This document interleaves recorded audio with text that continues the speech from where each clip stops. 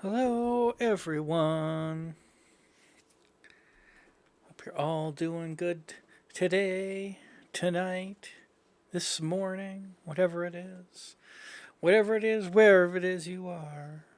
Hope you're doing well. How do I. There we go. Yeah, start the game. So, we're going to play some more Star Trek games. I bought this one a little while back.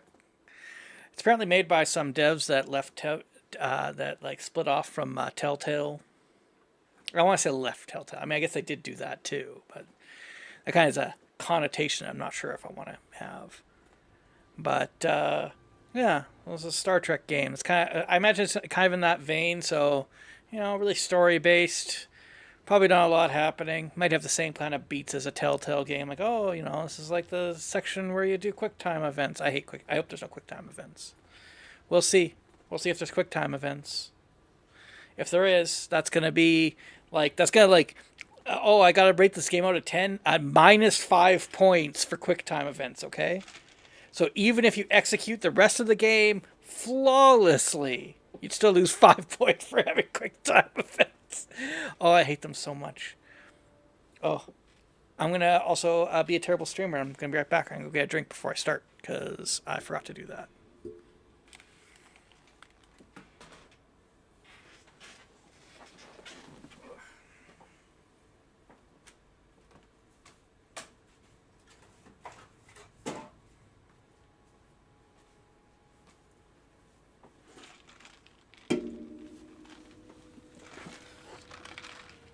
Maybe Yorp should lose 5 points for not preparing for his stream during his obnoxiously long stream starting soon segment. He didn't bother to go get a drink then. This is true. This is true. Alright, hold on. Let's go. Can I do game capture with this? Would it let me? I'm just gonna say no. Put that on. Yay! Game capture works. Okay. So, I can just select choices. That's interesting. Let's see, what do we got? So we got like some kind of, I don't know where this is. This is the captain's room. That tricorder gives me some worries. Why is it all blocky looking? Oh well. Alright. Let's go. Yes, I will choose an empty slot, I guess. Thank you. Begin. This is a dramatic labs adventure. Relationships and events you experience will be shaped by the choices you make. I've heard that story before.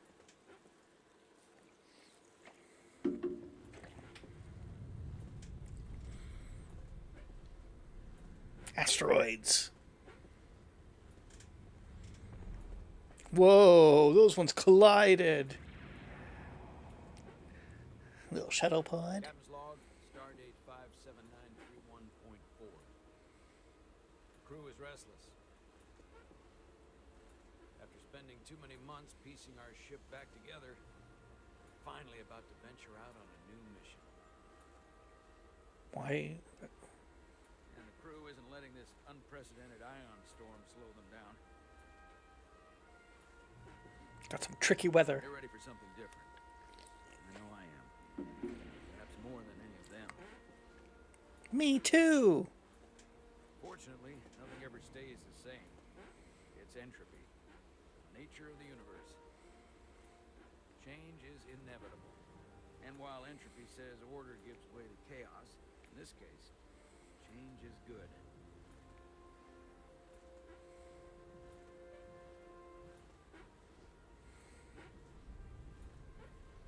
Our new first officer is en route to the Resolute.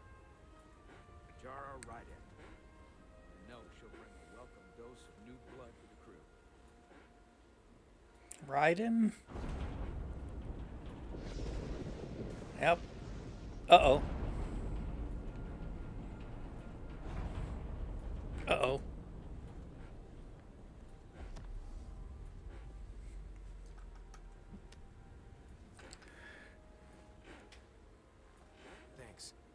Oh, what would happen if I missed that?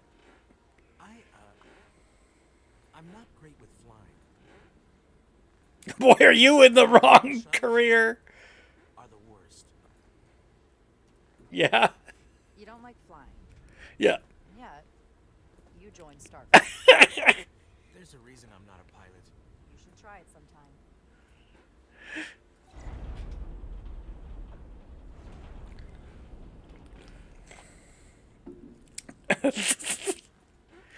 Sorry, I'm a little anxious. I hadn't noticed. I'm on my way to my first assignment. When we get to the starbase, I'm transferring on to the Resolute. So am I. Whereas we're all going to the same place. Won't be easy for Jara to step in at the 11th hour like this. If she's half the officer I knew she could become when she was a cadet at Starfleet Academy, she'll be the XO this ship needs right now. Oh, I see a couple of different ships there.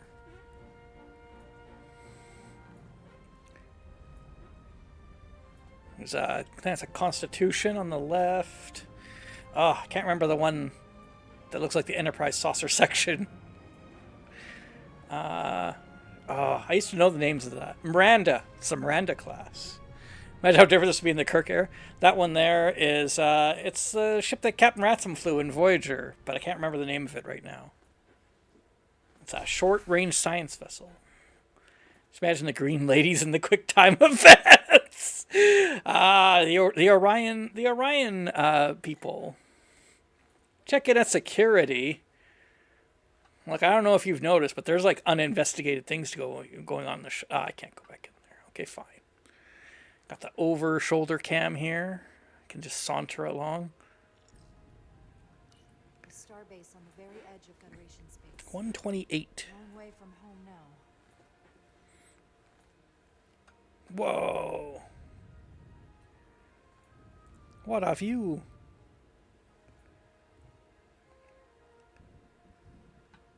Green lightning. Why does this place have Borg lightning? You got Borg lightning outside your starbase.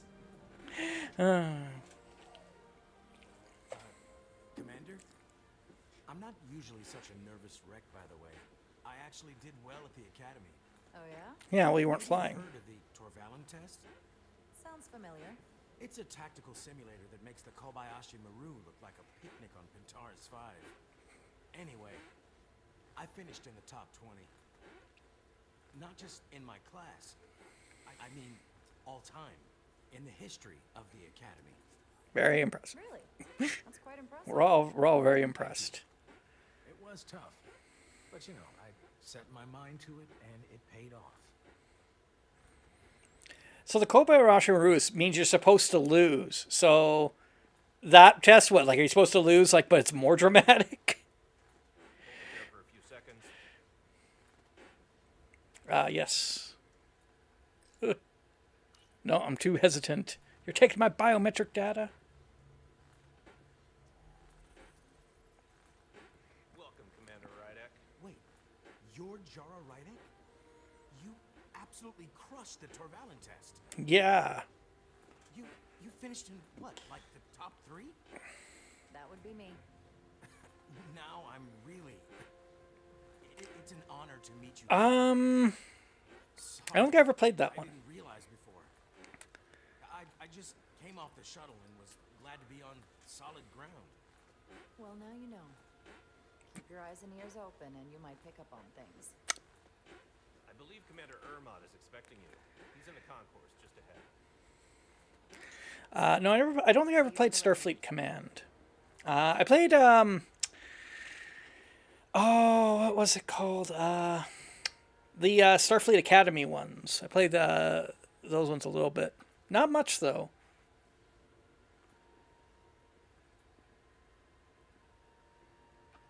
I'm just on the lookout for, like, things I can interact with. Hey, who's this guy? Good day, Commander. Hello. I didn't even say hi to him. Oh, did you see you brushed him off?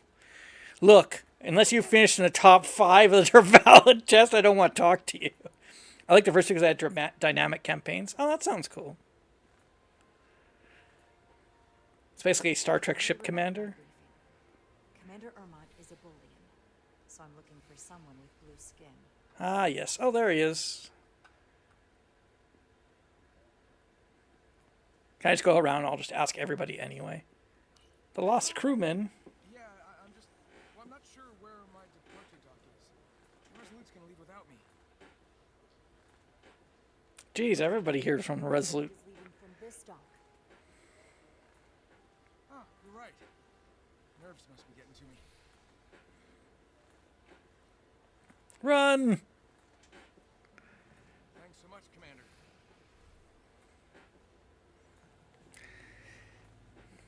I played it was like a bridge. Oh, what was it called? It was a Star Trek game where you got to like build your own starship. And I built it using like the most like discount, like the cheapest parts and everything. And then I staffed it full of ensigns. It didn't even survive the shakedown. First one on Steam has UFP, Con Commander, the Ramen Star Empire, Gone Conversion. I think the second gets into the Dominioner. Okay.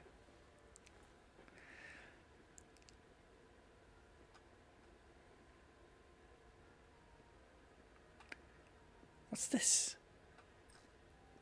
Information. Starbase 128 has 4 docks. 4 docks? My goodness. I'll replicate myself a meal once I'm on board. Just walk in front of these people.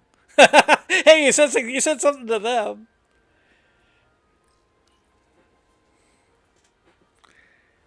Another commander. Welcome to the edge of the galaxy, Commander Rydek. I'm Commander Jan Ermont, Operations Officer on the Resolute. Commander, I like Chell on Voyager. He's also a Bolian. I hope there wasn't too much trouble getting here. This storm isn't making anything easy for us right now. I know conditions are less than ideal at the moment. Just sort of a galactic map procedure generated me. But otherwise okay. Experience sort of currency for ship. Storm Okay. isn't like anything I've seen before. Okay. Now Silent Hunter I have played. To come fill our I've been thinking about playing that on stream at some point. such short notice.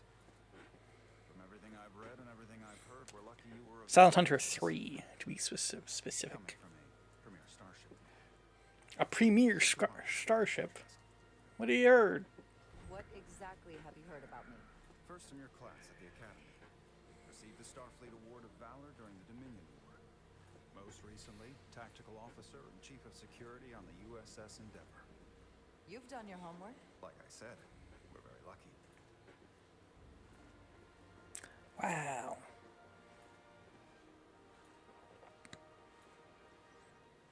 The USS Resolute. She may not look like much compared to the bigger ships, but as far as science vessels go, she can more than hold her own. And she doesn't look so bad considering 6 months ago she was nearly cracked in half venting plasma fighting for her life. It was an accident? Equipment malfunction. No. Accident suggests fault, but no one's to blame. I think the designers are to blame. War was pushed beyond its limits. To destabilize the dilithium, there was a runaway reaction and No. a warp bubble deformed. We thought we could reach a higher resonant frequency, but it was more than she could handle. So it That's means our first it's officer your and fault. 2 of our crew. At the end of the day, we're all responsible for each other. Could have been worse. That's what it means to be a crew. With hundreds of crew members aboard the ship, it could have been so much worse. True, but you never think about it that way. You can't help but replay events in your head and think about the things you could have done instead. Listen, I realize you've known Captain Solano for quite some time, and I'm sure you're ready to bring your best. But I should warn you that when the captain announced you would be the new first officer, there were those who felt it was a mistake, that he should have promoted from within. So you might want to tread lightly Uh-oh. first. Until they come to value your contributions as much as he does. Thank you. Always good to have a sense for what you're walking into. I just thought you ought to. Everybody's going to be resentful. I appreciate it. And he's like, yeah, I'm one of them. They should have. Assigned us a high priority You should have promoted me. I know he's eager to see you. Will we be mission ready in time? We have every intention. The crew has been working around the clock to get the ship ready. There's still so much to do. Can't hear the dialogue? Oh, jeez. Oh, we gotta fix that when I have a chance. Can I do that right now? Can I put subtitles on? Didn't think it was that low.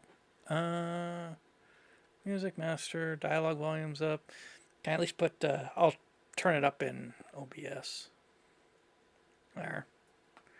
Try that.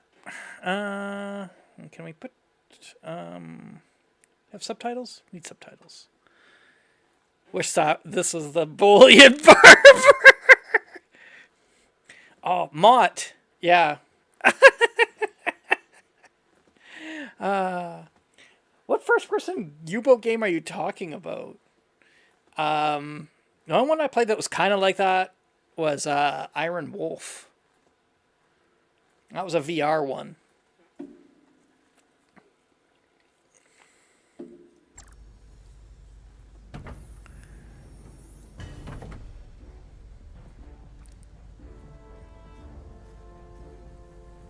Oh no. Stuck. Stuck. I got just the thing. Which one could be a plasma torch? No, it's not that one.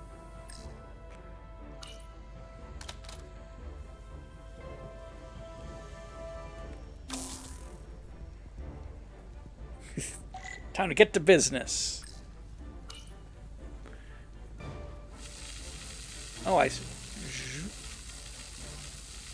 Oh, you gotta like put it inside the zone, maybe. Oh, I see. Wolfpack. Oh no, I never played that one.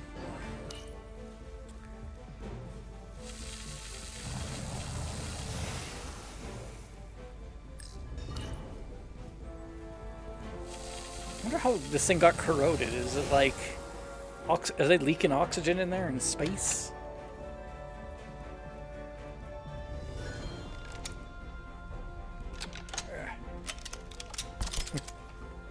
Apparently it's 5-player co-op. Oh jeez. Wolfpack Crew is the other two. Jeez. No, I don't think I'd be able to, That... I can't get 5 people together, are you kidding? There. is that. Yay!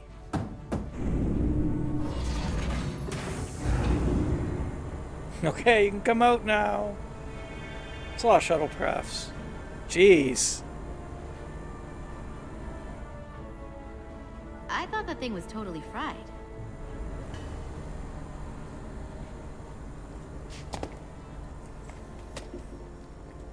Nice work, Carter. Nothing too. It just sounds so boring. And not a moment too soon. Are you Boss saying that wants hanging done out with 5 of engineering, your closest like, friends is boring?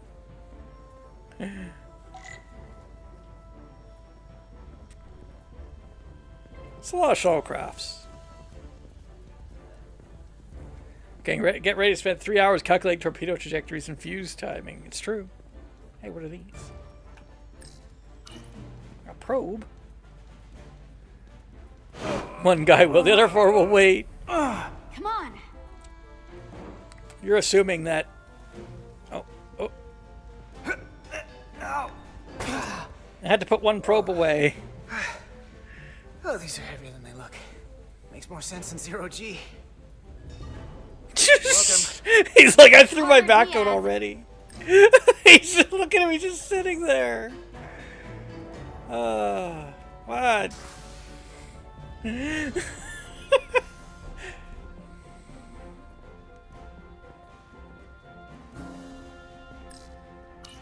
to see her fully operational again. And if she breaks, we'll just fix her. That's... I think this person's like really upset. Why don't you just follow where I tell you to go? I'm busy looking at everything. What?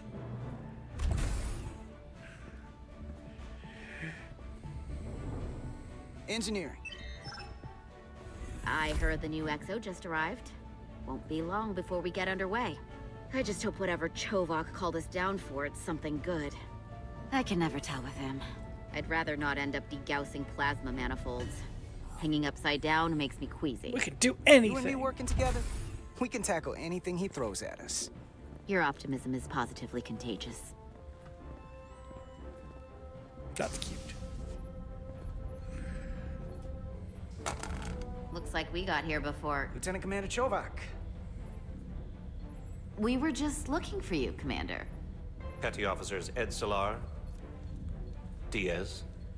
I was beginning to think you would be late. We are all hands on deck right now, which means if you are not at your post at the appointed time, I do not have someone to replace you.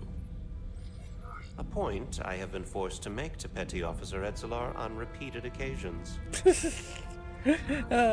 So you're saying we're irreplaceable, Commander? That is one interpretation. Another would be that I would replace you if I could. Wow. You can interpret as you see fit. So, I don't suppose you wanted us down here to check in before we go off duty? He's like, I don't like you. Equip yourselves in EV suits to work on the exterior of the hull. I need you to tune the structural integrity field for optimal performance. The subspace distortions and ionic interference we are experiencing are preventing the proper calibration. But this ship must be ready to depart shortly, despite the storm. The precise nature of these disturbances are not fully understood. But many systems have been affected by the wide band of emissive activity. Whatever it throws at us, Yep. we'll be ready. He's a Best Vulcan. chief engineer in the fleet. I am a Vulcan, Mr. Diaz. Flattery is not necessary. All that I require is that you do your job. Right now, that entails critical preparations, because long-range sensors show that these disturbances will be more severe at our destination, the Hotari system. You have your orders.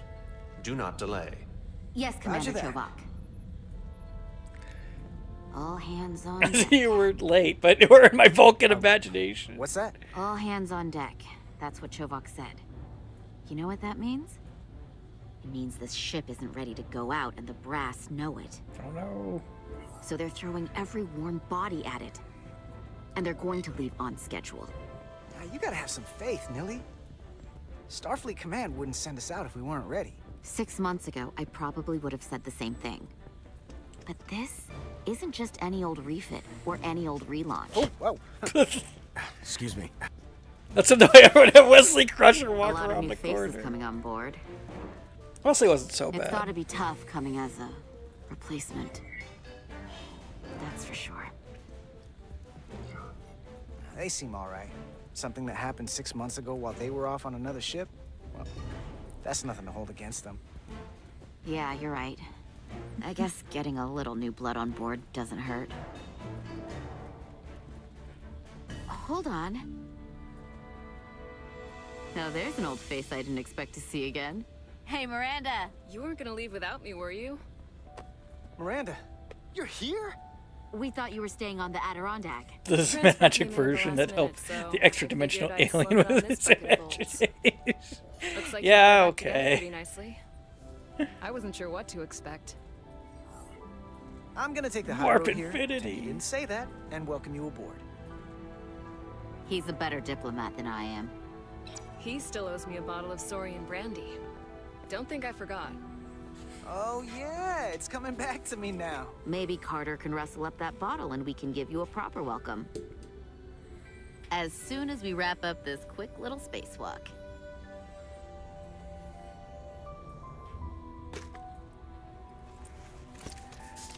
Oh, I agree. Here, let me help The you. stuff with the Traveler was pretty dumb. So what's the word? Are you back in the security rotation? Yep.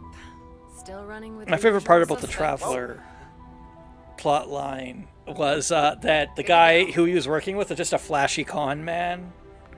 And the Traveler was just with him because he was like using him as cover for his real experiments. See you on the other side. Activating magnetic souls. Ah. Got to turn up the sensitivity, I think. Zoop. It's just like when Worf and Picard We're fighting the Borg on the Enterprise.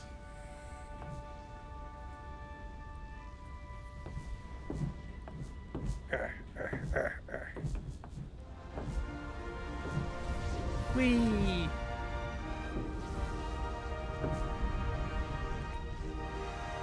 That view never gets old. Let's go.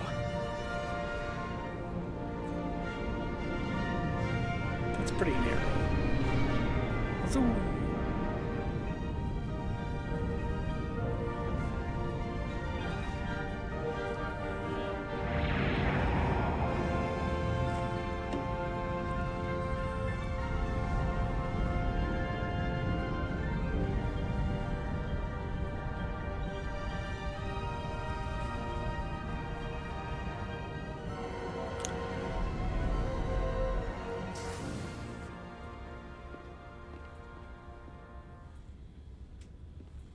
Captain Solano should be here momentarily.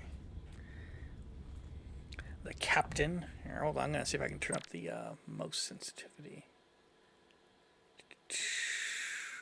Settings.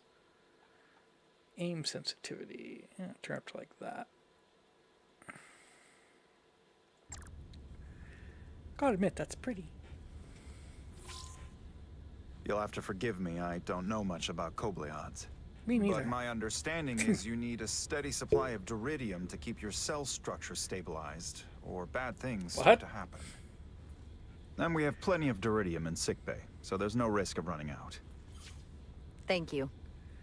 Feel free to make Oh, yourself at home. X4. And help yourself. What a to whatever you like glitchy. from the replicator. I think I'm thinking of X4. Super glitchy. Or maybe I'm thinking of X3. I think I'm thinking. Which one was Rebirth? Was that X4 or X3?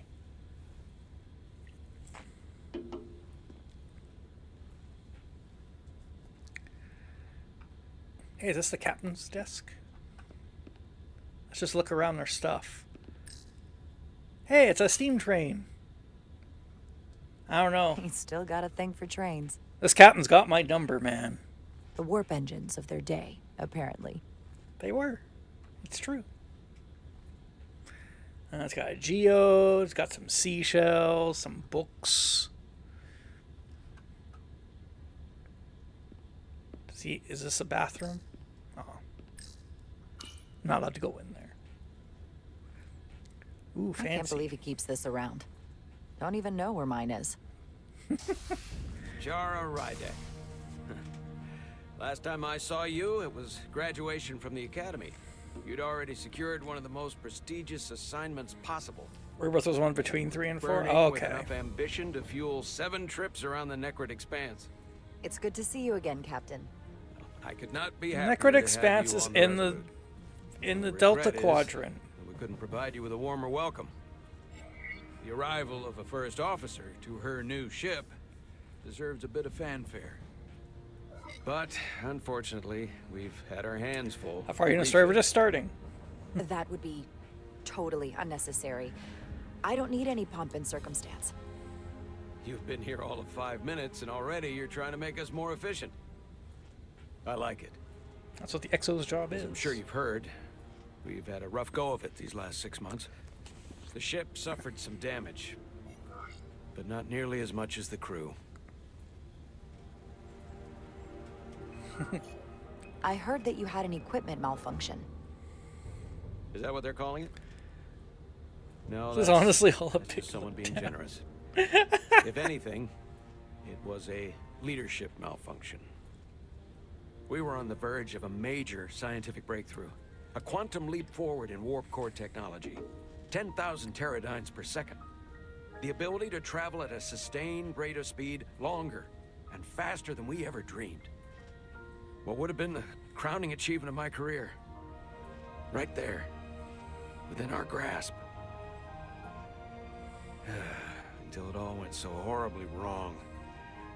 We pushed her too hard, and a warp core malfunction overloaded the system, creating a pressure gradient way beyond what the ship can handle. Uh-oh. It was heartbreaking. We lost some of our best people. Name the ship the Booby Bride. Wow. As captain, I have to take full responsibility.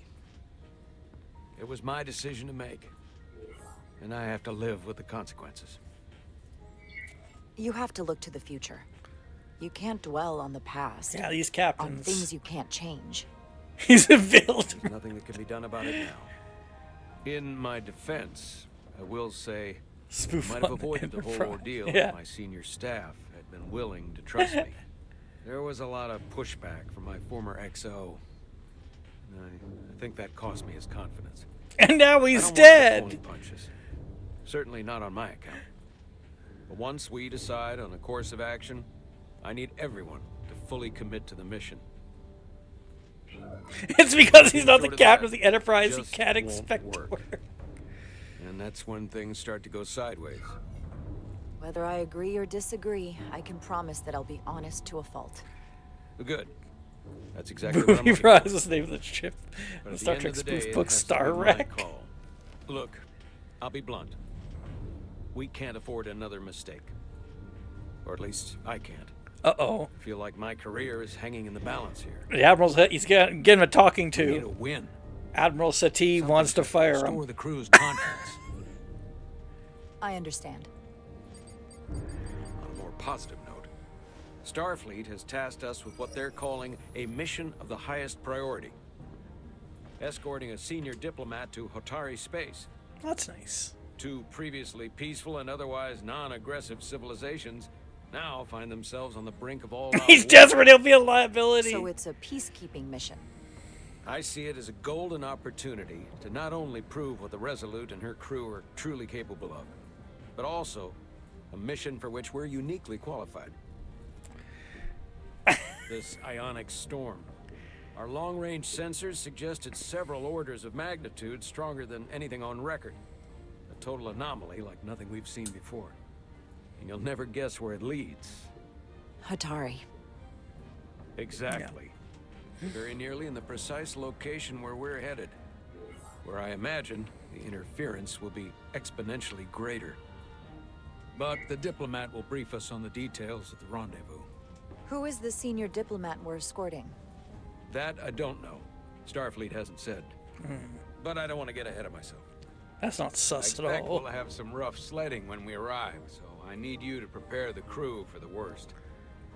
There's just one more thing I want to clarify up front. The metric that for me will be the ultimate measure of your Sarek. success. No. What is it? If after serving as my first officer, He's dead. you don't one day find yourself It's with a ship fine. of your own, then I will consider it my personal failure. It'll be When that Spock. might happen is entirely up to you. But it goes without saying, you have my full support. It's been a dream of mine since before I can remember. So I would be honored to become a captain someday. As long as you're willing to do the work. I can't fire the promise I'll match, do but every everything in CEO my be power fair to for see you promotion, happy. so long as it includes a transfer. Thank you. Come. Let me Uh, introduce you to the crew. I don't know. I feel like I feel like some of the other captains that you meet or that you see during the shows, the series, could fall into that category. I remember. I'm just thinking of that one TNG episode where there's that rogue captain that starts blowing up Cardassian freighters because he thinks the Cardassians are rearming. And to be fair, they are. But he goes to tell Picard and he just has nothing. And Picard just sees right through him. And it's just oh, he's such a good guy. And O'Brien served with him. And it's just but he for some reason, everybody's just going along with this guy. I don't know. I'm trying to think of anybody else that would really fit the bill. But yeah, a lot of times when you meet these other captains, they're just whoa. Boy, we really are following around the cream of the crop.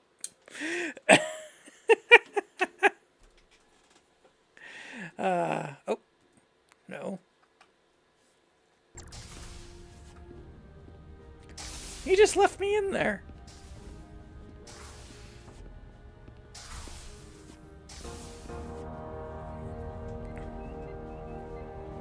Ooh, that's a nice bridge layout. I can respect it.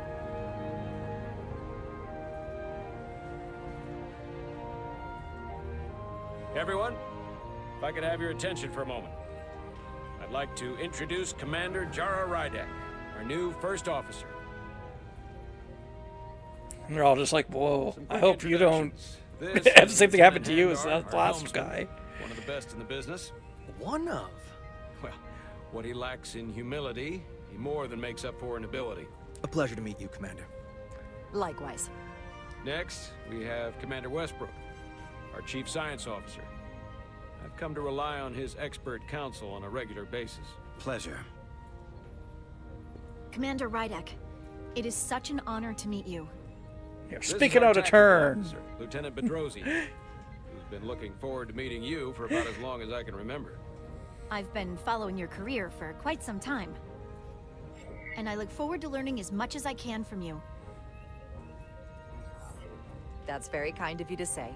I'm happy to be here.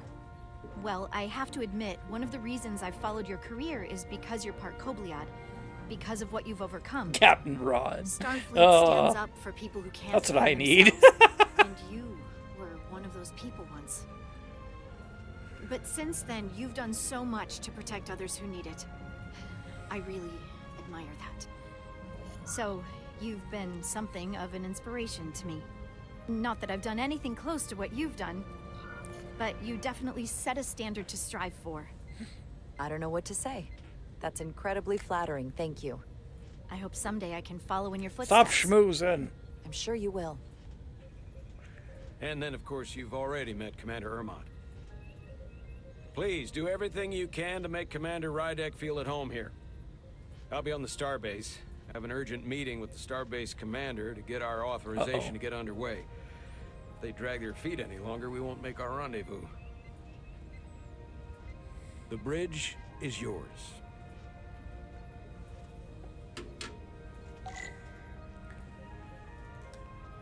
Like, I'm thinking about, like, in Captain Ron, when, they're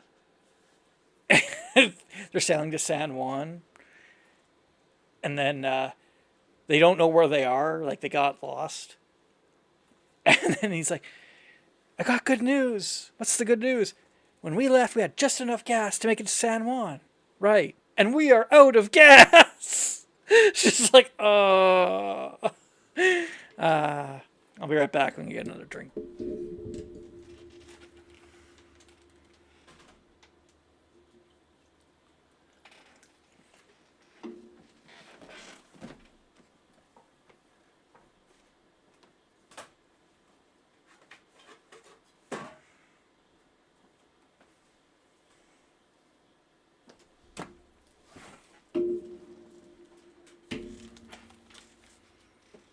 I need a Star Trek Captain Ron.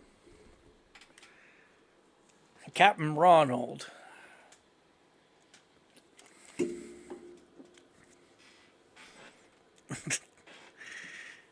be so good.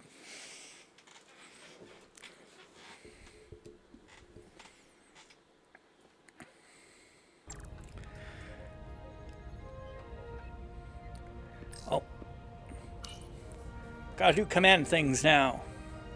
Commander, Chief Engineer Chovak needs to lower the structural integrity field.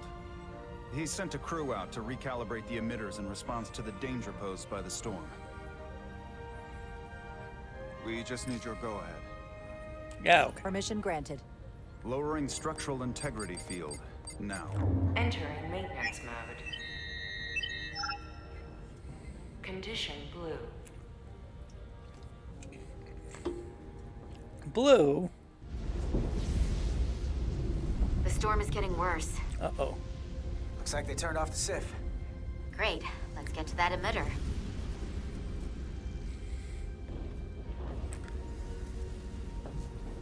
Ka-chunk. Hey, they walk like little spindly robots because of the magnetic boots. Every time we're out here, I half expect That's to pretty see her cool. in pieces again. I like the nacelle in She's the still got some background. scars on her. It adds character. When I joined Starfleet, all I wanted was a ride out of town. But this isn't exactly how I pictured it. On the outside of the ship? No. I wonder what would happen if you Sometimes it feels like we're just broke the part outside of the machine. ship when you went to warp. Don't you want more than that? I mean, Starfleet is noble and all, but it's still a machine. A massive, massive machine. Now, what are you complaining about? We got the best seat in the house out here. You wanted to get away. I enlisted because I didn't want to wait years just to get out and see the galaxy. I wanted to go somewhere. See new worlds. Look up at a sky no one's ever seen before. Just because I'm cranking a hyperspanner up in a Jeffries tube today doesn't mean that's all I'll ever be. And besides, I can go 10 forward and look out the window and see all kinds of cool views. Diaz to Commander Chovak. We are at the Sif emitter. Acknowledged. You may proceed with the recalibration. Man, I just think about how much better that is than like some jerk who like streams video games on his computer. Wow.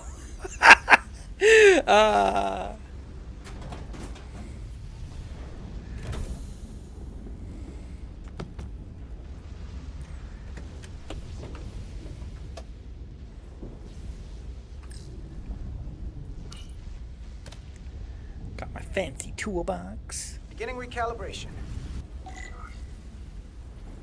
Oh, here we go. Turn the nodes to center the circular indicators. I don't know what that means. Oh, I see. Oh. There. Fantastic. Looks good. That wasn't so hard. Kaboom! No!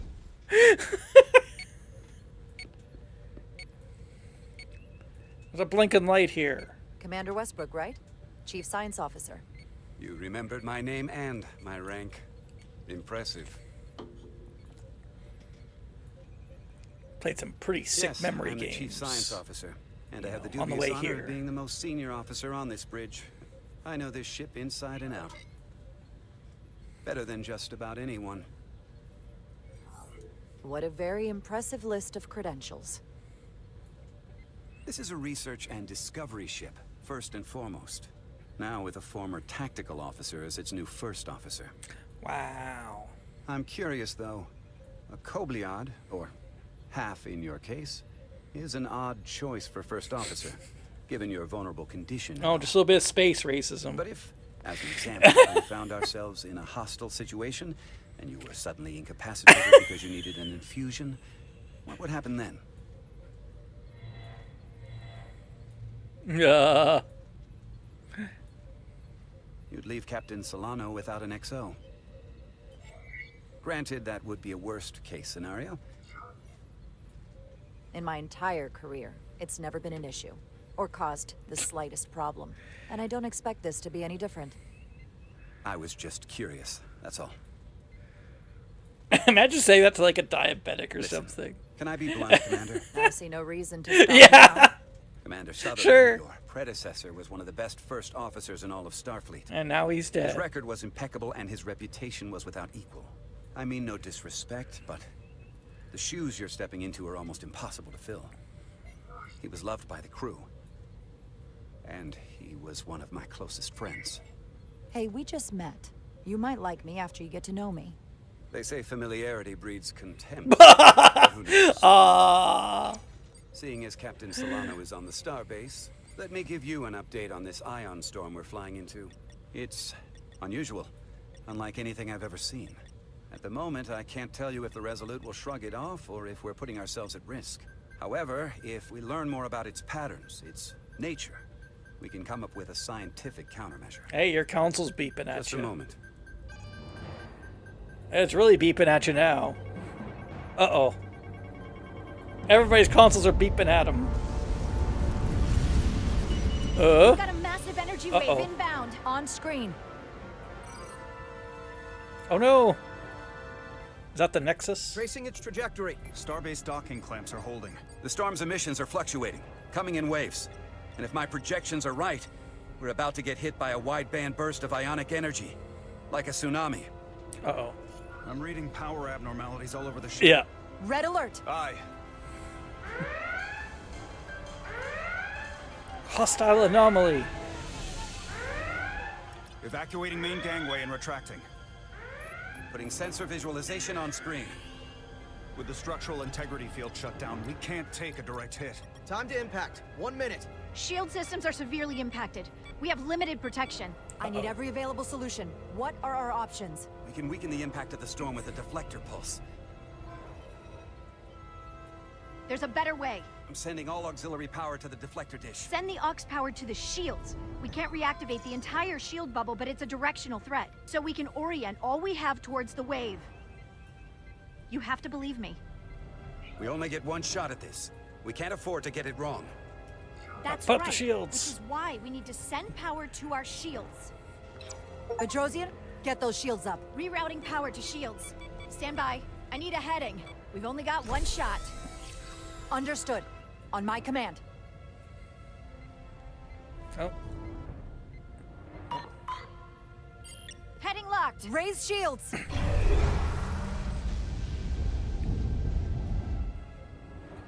Oh, here we go. All hands, brace for impact. Why would you set your starbase next to a storm? Uh-oh.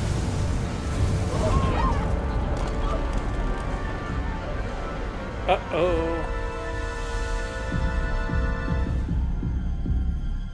What happened? We have experienced a surge of radiation. Uh-oh. Woo. Oh, you don't say. This radiation supercharged the plasma, forcing it to backflush through the system and creating a dangerous imbalance. Blow out every primary system on the ship. Just tell us where you need us. I need you to traverse the hull to the access port to recalibrate the port nacelle plasma regulator. Just open the vent hatch. If you get vaporized, it's okay. We'll just get 2 more people from the starbase. No! First access point. Understood. Do you see the override for the level 1 failsafe circuits?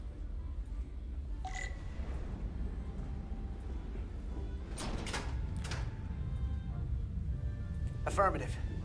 Engage the override. It should allow us to stop the EPS flow to the warp engine without triggering an automatic core shutdown.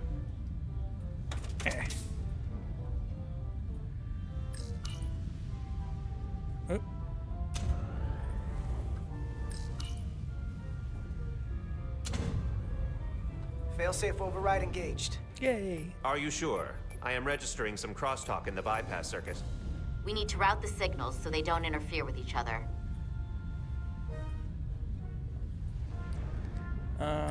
Okay. Ah, hey, I'm replacing nice linear chips. Man, they do this way faster in the show.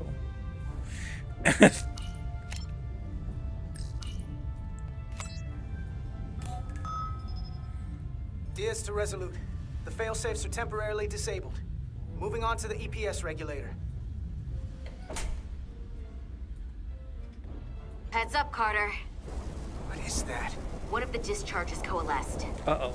It's coming right toward us. I'm gonna try to disrupt it with my phaser. Oh, that's a good idea.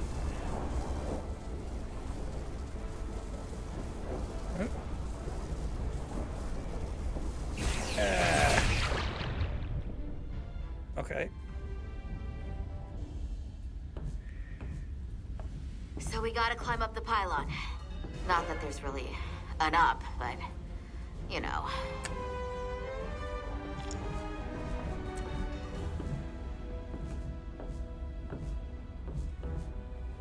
Oh.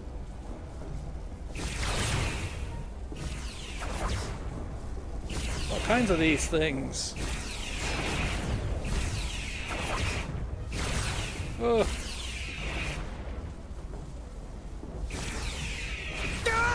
Oh no! Are you alright? Yeah. So took most of it. Oh, hi. Snuck up on me. That damaged your suit. Energy damping is down to 60%. There's a lot of these things. That wasn't fair.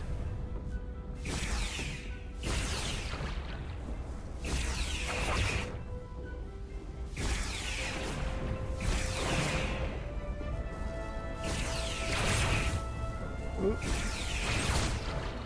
It's like playing Velocity. It's nothing like playing Necessity. Oh no! Carter!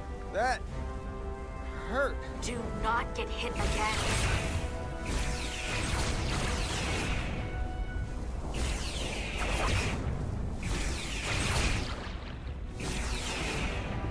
We're almost to the regulator. Are we though?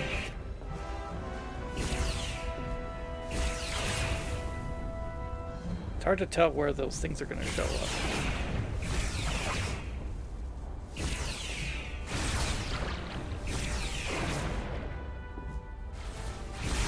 Oh no! We're at the regulator. Opening the access panel. I am now halting the EPS flow to the port nacelle. We have little time before it causes an overload in the engine. You must work efficiently. My goodness. Vulcans are such harsh taskmasters. Why do they have to be like this?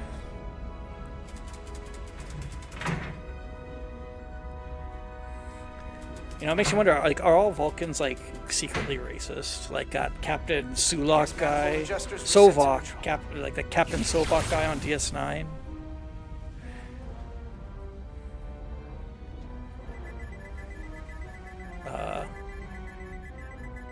I don't know.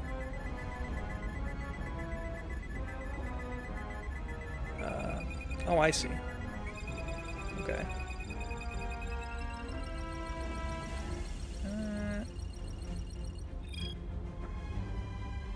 The EPS lines to the port warp engine are back in balance. Yay! Almost done. Once I cycle the manifold nozzles, Chobot can... Oh no!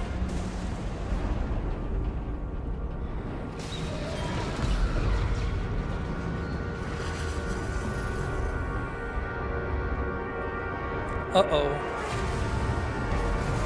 Oh boy. Oh, that's gonna be expensive. Just imagine how much antimatter chits you're gonna need to fix that.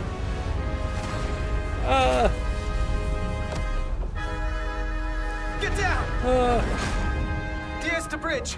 We just lost the docking clamp. We've got a lot of debris coming down. Hull vibrations, too. We can't finish the EPS regulation in these conditions. Please advise. We have to release the ship from that other docking clamp or the hull will be ripped apart. Yeah. There's a problem. The clamps are supposed to disengage automatically in an emergency, but it's not working. Shoot it! Not working. What are our options? Shoot it! The docking clamps are fitted with exploding bolts for an emergency release. We've That got sounds crew out boring. there. That'd be like setting off a bomb next to them. Maybe there's another way. Starbase is hailing us. Put him through.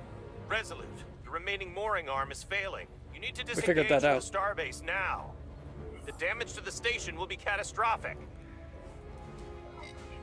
The docking clamp isn't functioning. We're exploring our options. Option is to detonate the emergency release. Commander, hear me out.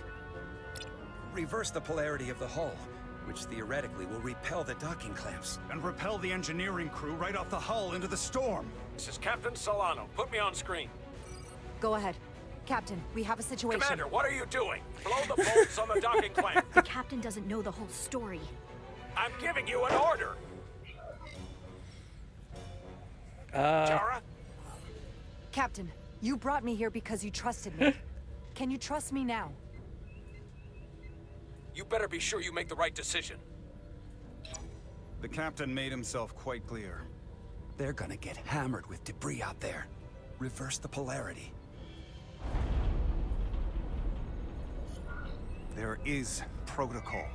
And there are lives. Starbase, stand by. I'm an We're gonna flip independent hull polarity man. to disengage the clamps.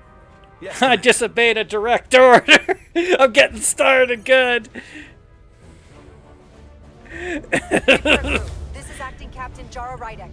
Be advised, we are going to I'm reverse sorry, all Captain. Did polarity you to think you were the main bridge character docking here? clamp. Tether yourself and deactivate your boots on my mark. Understood. 8, 7, 6, 5, 4, 3, 2, 1. Mark! Whee!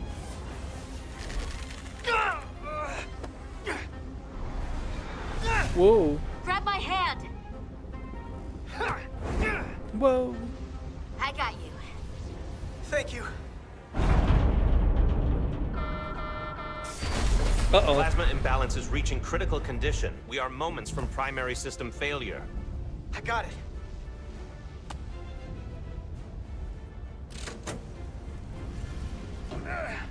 Come on. Come on. Oh no, it's stuck. Gotta use two hands.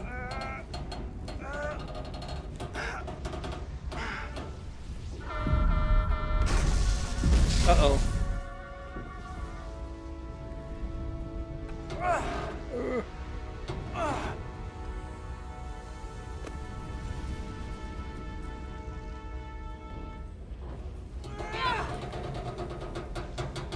Come on! Yay!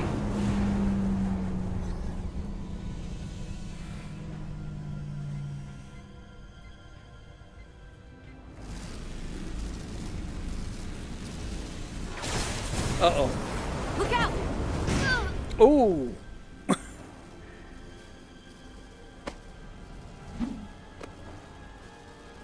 I got you. Petty Officer Edselar's hurt and unconscious. I'm gonna have to tow her back to the airlock. Mr. Diaz, the situation has changed. You are at risk of triggering a substantial electromagnetic arc if you approach the main hull the way you came. But Commander, the way we came is the nearest airlock. There is an auxiliary hatch near you on the far end of the pylon. You must bring Miss Edselar there to access the interior. Exciting. Roger that. Going there now. Well, that's a problem. Wonder how bad this debris would have been. I'm at the auxiliary hatch. Hi.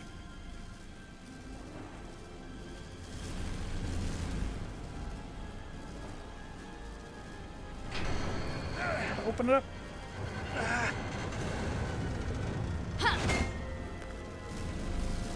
What's that do? You go first. What? Let me save your neck this time. No time to fight me on this. Get in there! You better be right behind me.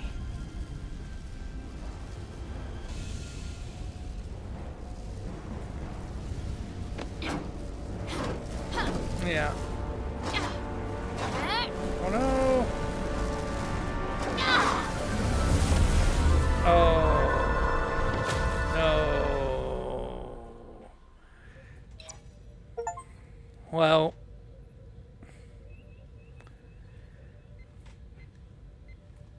I guess if they're not alive anymore, they can't have a bad opinion of me.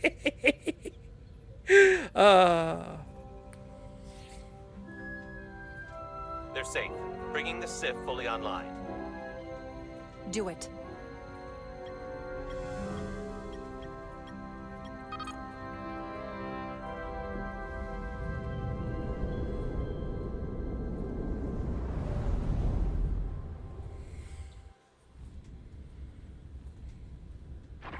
The price of duty.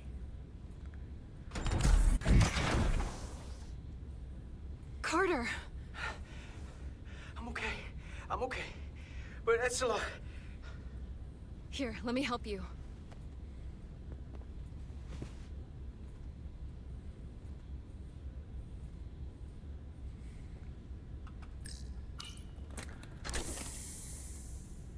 Hi. Medical. We've got one wounded at my location. Millie. Oh, man.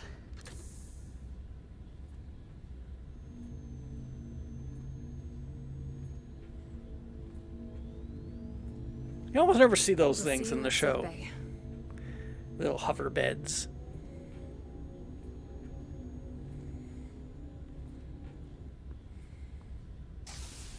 Status report. The repair crew made it inside. EPS flow is back to nominal levels. The SIF is back up. How does this affect mission readiness, Mr. Ermot? Releasing the docking clamps using hull polarity minimized damage to the Resolute. We'll have some last-minute repairs to make, but if we reapportion some of the staff, we can make our departure on time. As of now, however, we are successfully moored to the station. Good to hear.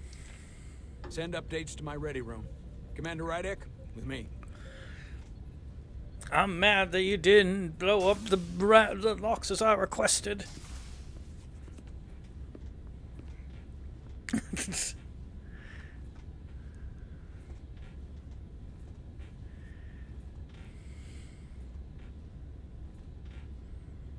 You disobeyed my orders. I'm a main character in a Star Trek game. What do you expect? Well? I'm sorry for that, Captain. I You did what I thought was... disobeyed my orders. Yeah. And not just in front of the bridge crew, but the Starbase Oh, I staff as made you well. look bad in front of them That's too. going to get around. Oh no! My name's already tarnished around the fleet. What are you going to Buffalonium do called to it. my credibility on this ship?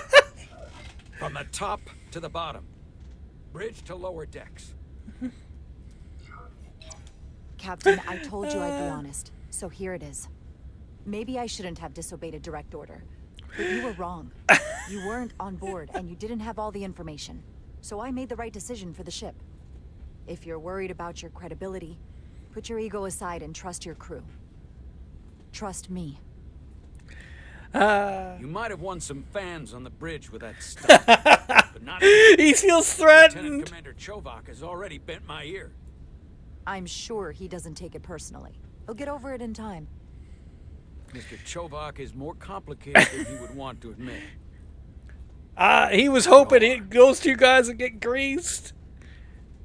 And if I'm being honest, I'm not sure what I would have done in the moment either. You never really know if you weren't in those shoes. So, let's just boil it down to you did what you had to. Thank you for understanding, sir. I'm sure no one knows the burden of command as well as you do. I'm sure you Yeah, will. suck up to him a little bit of flattery. Despite it all, He just feels we got threatened. the final Starfleet clearance to depart. So if you'll fetch Mr. Ermot, we'll knock out the final details of any outstanding repairs, then we'll set out for Hotari. Yes, sir. Buffalonium called it. This guy he's just looking out for himself.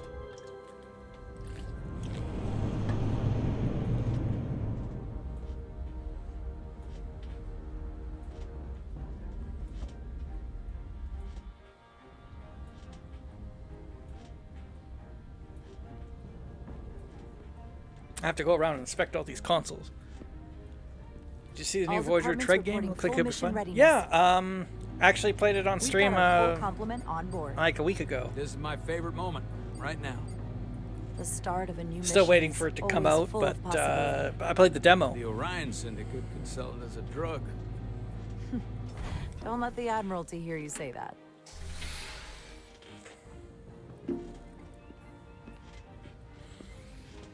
Captain on the bridge. Sit. Sit, everyone. You all know. I'm Oh not snap! big Oh, that on was good. I speeches. liked it. We're embarking on the first mission since our refit. Let's make it a good one. Disengage. I'm looking docking forward to clamps. the full game. Yeah, check it out. It's on Steam. It's free, so give it a go. Docking clamps released. Thrusters ahead, Mr. Handar.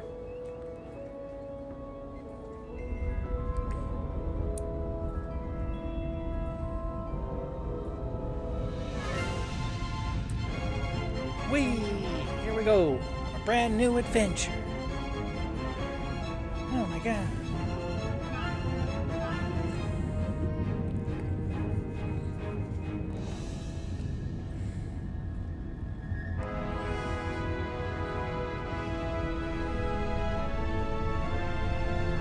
I wonder what class of ship this is. Kind of like a Miranda class, but I don't know. A little bit like the look is like updated.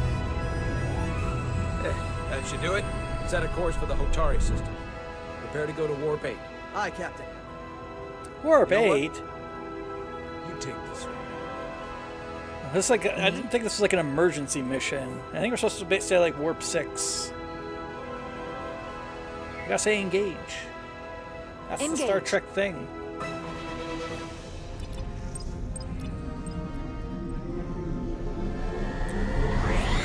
Cool.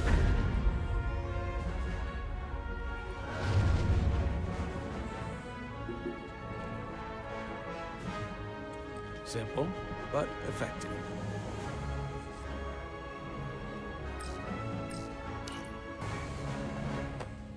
What? Easy. Thank you. I'm fine. What just Really, happened?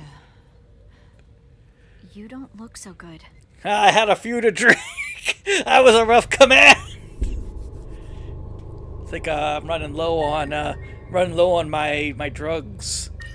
Need my Duridium drugs.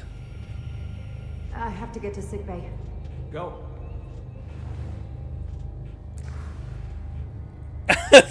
Maybe you should keep a supply of that stuff around.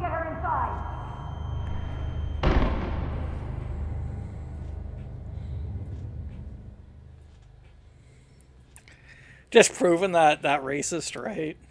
Oh man. Like that TNG episode where Data has to command a ship. Well, that And was there's like the quite a racist scare. first officer. A few minutes more, and it would have been one of the shortest tenures on record for a first officer. Is that the engineer that was out on the hull? That storm did a real number on her, but she'll live. Just needs rest. You should worry about yourself. Your Duridium levels got dangerously low and destabilized your cell structure. Yeah, I This told that is might definitely happen. one of the more memorable first days I can think of. My name is Dr. Aram Duval, Chief Medical Officer. To be honest, I've never met a Kobliad before. Me neither. Rare. I know. I was going to say special. Your people's numbers have dwindled, despite the Federation's efforts to find a more readily available alternative to the Duridium you need to survive. Yet you joined Starfleet and managed to thrive. I imagine the responsibility must be overwhelming. Maybe even a burden at times. I know what it means. And I know the responsibility that comes with it. But I can't be anything more than who I am. And if someone has a problem with that, or expects something else, Yeah. then that's their problem, not mine. That's exactly right. I'm a strong, And don't independent worry, I won't treat you Kobliad. like a science experiment. I just do the science and leave the experiments to Solano. You don't agree with his methods? I don't agree with his definition of acceptable risks. Not when the lives of your crew are at stake. My professional opinion is that the accident took a toll. More than he's willing to admit. He's overstressed, operating in the pressure cooker of his own mind. Which is never a good headspace when the lives of He's just worried about his promotion. What concerns me is that now he's even further away from the thing he's been chasing his entire career. Breakthrough discovery. A major innovation. Something he can put his name on. I hear you. But that's my job, isn't it? To make sure that doesn't happen. And we don't lose sight of the bigger picture. Which is exactly why I'm so glad you're here. We need you now more than ever. And I have to give you credit for what happened on the bridge. It took guts to defy a direct order. Huh. I guess word travels fast around here. I'm the main character in a Star Trek game. And everyone's curious about the new XO. I defy all orders I'm given when I have the chance. Stabilized. And I'll spare us both the lecture, but I do feel it's my responsibility to remind you, without regular infusions of Duridium, you will not live. It's as simple as that. Understood. Makes sense. And my work here is done.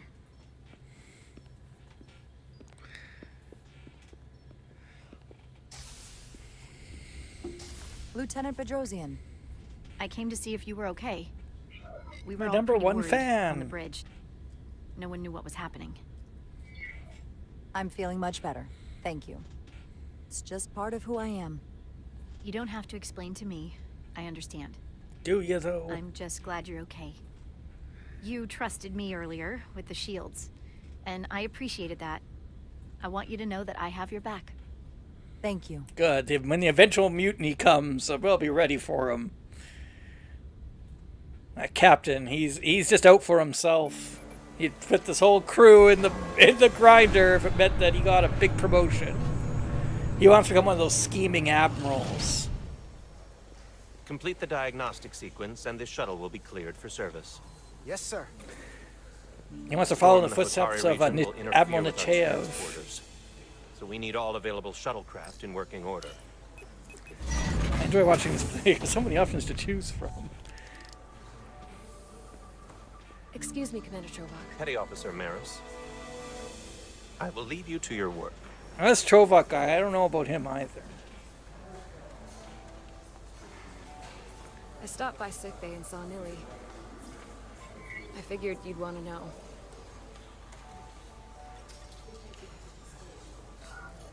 Did the doc get her fixed up? She's stable.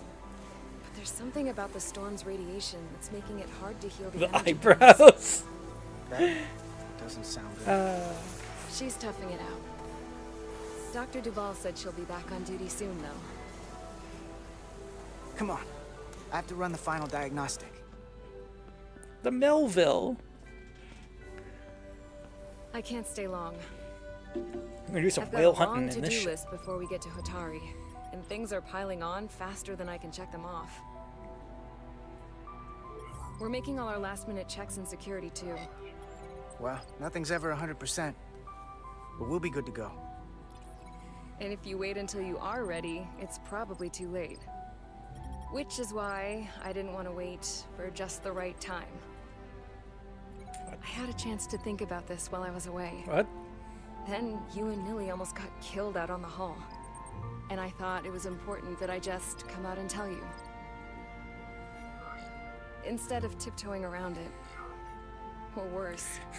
Miranda. What's with the fourth wall breaking? Everything all right? Yeah, I'm fine. Maybe even... You're looking right at the camera. What I'm trying to say, we've been really good friends for a long time. But I Now got we back need to here be and more I than couldn't ignore it friends. anymore. I want to see if there's more between us than just being friends.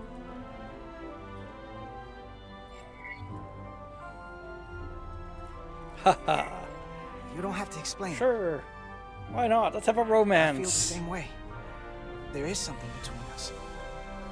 So I've known you for all of do you wanna 5 find out minutes. what that something is? If it's there for you, and it's there for me, We don't have to put too much pressure on it. Let's just see where this goes. I like that. Definitely felt some pressure coming down to see you. Well, yeah, we're colleagues. Uncharted territories. I'd call it We're a not chemistry friends. experiment. We're colleagues. You know, with us. I'm just really glad that you said something. I've seen how you operate. I couldn't wait for you to make the first move. I'm glad too. So whatever happens next is great with me. Level 1 diagnostic complete. I have to get back to that to-do list. They're probably looking for me. Probably. Can't blame them.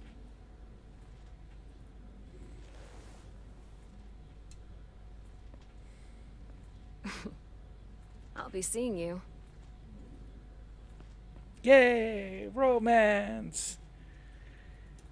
I like that. There's that that long camera shot. That was pretty good. Like the CSI that I watch, Helm. where they're bring us like, out we're of a port. team. Dropping to We go impulse. everywhere together. Oh no, asteroids! Ionic interference surging, Captain. I thought this was a shuttle. No, they were doing maintenance on the shuttle. Jeez. Holding. We can take it. We are at the correct coordinates to meet the shuttle.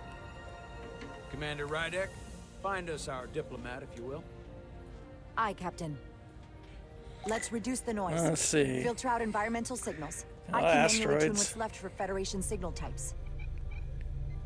Huh? Uh-huh. It's a lot of... I think I'm doing this right. I don't know if I'm doing this right. Yeah, I was doing that right. Oh, gotta do it this way. There we go. Whee! Oh, I've located the shuttle. Opening comms. On screen. oh no! Shuttle to Resolute. Shuttle to Resolute. Debris field. Lost maneuvering. Losing. I can't get it any clearer. Well, Won't there's a get lot of transporter asteroids. lock. It's just not happening. Power up the tractor beam. We'll pull them directly into the docking bay.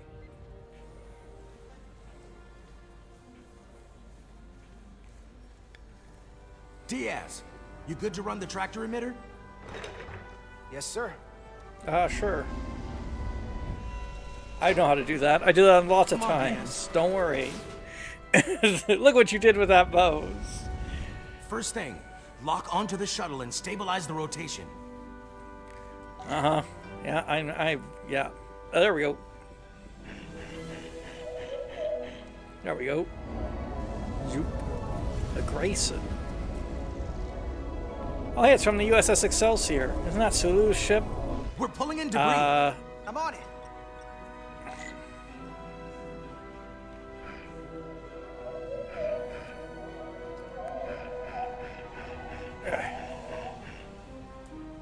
Oh no.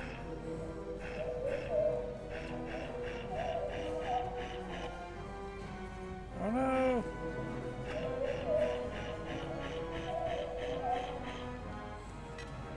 See?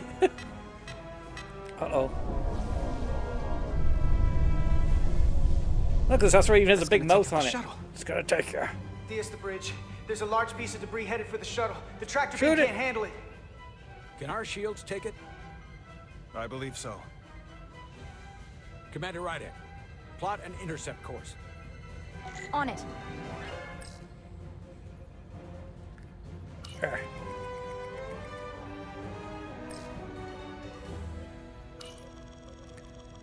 There we go. Where the lines meet, that's where you gotta head. Whee! Here we go. Maneuvering thrusters bearing 53 Mark 17, 200 meters on an intercept course. Maneuvering.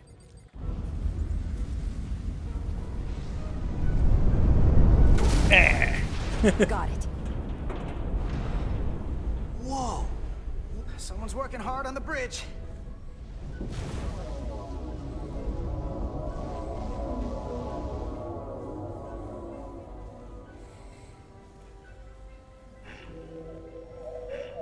Whee!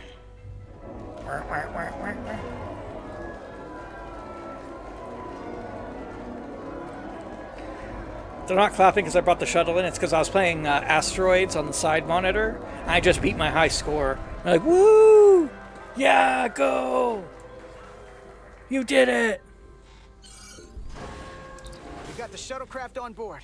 Good job. We're on our way down to meet them.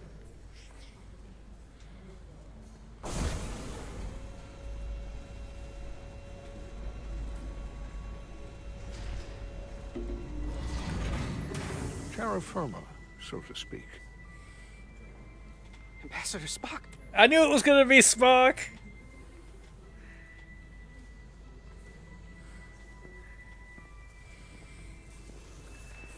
Spock! The captain will be right down to meet you, sir. In that case, I will wait for him here. Now the guy's like, this guy's BF material! OMG! Yep. It's always gonna be Spock, because Sarek is dead. It would have been Sarek. You would have been right.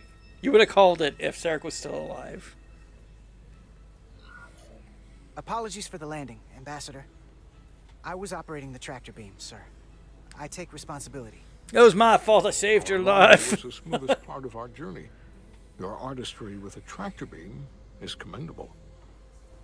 We thought we were prepared for our arrival in Hotari space, but it is evident my craft was not sufficiently robust for such intense ionic activity. The storm has been pretty intense. There was an element that was most unusual. Before you came to our aid, our maneuvering thrusters and impulse engines were rendered inoperable.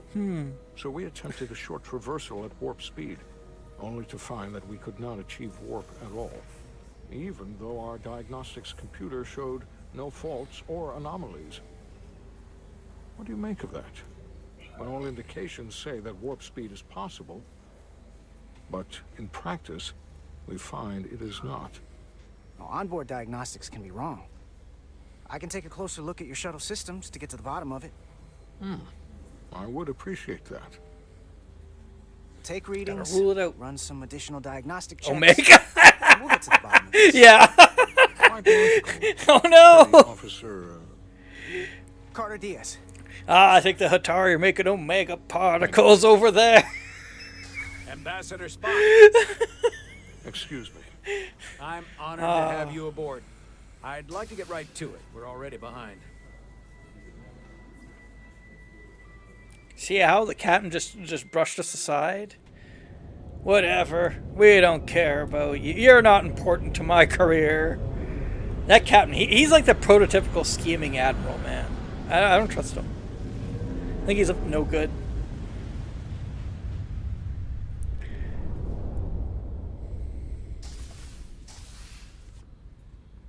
Ambassador Spock, my senior staff. Hello. Awkward smirks on her. It's not every day that a captain gets to welcome a Starfleet legend aboard. You flatter me, Captain Solano. But legend implies the past tense, whereas They're all I the am Disney very makers. much focused on our present circumstances. I didn't mean to suggest you were stuck in the past. You're right, Ambassador. Not the most diplomatic choice of words. Your experience comes from the past. But our present situation calls for it. True enough. We were hoping you could fill us in on the details. We got the basics from Starfleet. Two formerly peaceful neighbors are now on the brink of war. Indeed. And the tension between them grows fiercer by the hour.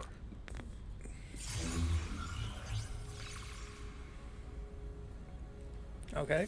Elydia and Hotari. The Elydians are the more advanced species. They made first contact with the Hotari over a century ago. This is Tau. Radio Rebel. No. It is rich in dilithium. And for No. decades, the Hotari and the Elydians have shared a mining operation there. The Elydians provide the technological resources, while the Hotari have served as the labor force. Oh yeah. The stability of that arrangement was the source of their peace, until recently. The Hotari have suddenly and forcefully seized control of the mining operations and expelled the More Elydians advanced, from yeah. their system. That is the official story, as told by the Hotari when they requested Federation mediation. But the details remain scant. Communications between all parties have been limited by the ionic interference. How is it the Hotari were able to turn the tables and take the mines against superior forces, especially after decades in this arrangement? Unclear.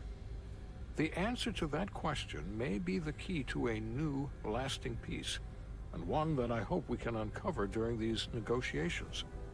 But it is unlikely the relatively primitive Hotari forces would stand If only they a chance understood against their the Elydian place. fleet if this escalates to open war. Left unchecked, this Oh, conflict no. will result in more bloodshed, which is what we are here to prevent. And the dilithium trade hangs in the balance. Clearly, the Hotari have been exploited in this relationship. Maybe we can persuade them peace is the more profitable alternative for everyone. Yeah. They both profited from the mines. And for the Hatari, something is better than nothing. Peace is our objective. We can call it profitable or mutually beneficial, but at the end of the day, the Hotari are still being exploited for their own resources. True peace is not merely the absence of war. And as such, this conflict will surely come again. Neither the Elydians or the Hotari are members of the Federation, so we can't make them do anything. There is an additional complicating factor I should mention. Oh yeah. In the past, the Federation has relied on the Elydians Oh as yeah. a source of dilithium. So we're just buying it That all up. certainly changes things. Federation sources its dilithium from a lot of places. I guess we're culpable. And this is one of them. So we've already played a part in this. Unfortunately, that is indeed the case, Commander Rydek. We're morally obligated to make this right. Hold on. Our only obligation is to negotiate the peaceful resolution of this conflict. Given the Federation's involvement in the Elydium dilithium I don't care if trade, Spock likes me. Captain Solano and I must make every effort to appear neutral in these negotiations. What worries me is if this whole thing unravels and we're at the mercy of the storm at less than full strength. We can't let it come to that. Considering what the Ion Storm has done to our ship, and the Ambassador's shuttle, we have to assume the Elydian fleet has had problems with it as well. This recent surge in the energy disturbance temporarily levels the playing field. Commander Westbrook is correct. It's a perfect... The energy anomalies around the Hotari systems have been noted in the past. That may answer why the Hotari were able to strike back after so long. They finally had an opportunity, and they took it. That would also explain the Elydians' restraint. And reason to learn as much about the energy anomaly as we can while we are here. We do not want to Maybe they've created a button that can screw with the weather. So I trust we understand our circumstances. It's gonna be snowing, and it's gonna be snowing in the summer. We don't stop them. Shortly. Commander Westbrook, I want you to leverage our systems to investigate the anomaly from here while we're gone. Aye, Captain. Thank you all. Dismissed. I want to speak to both of you privately.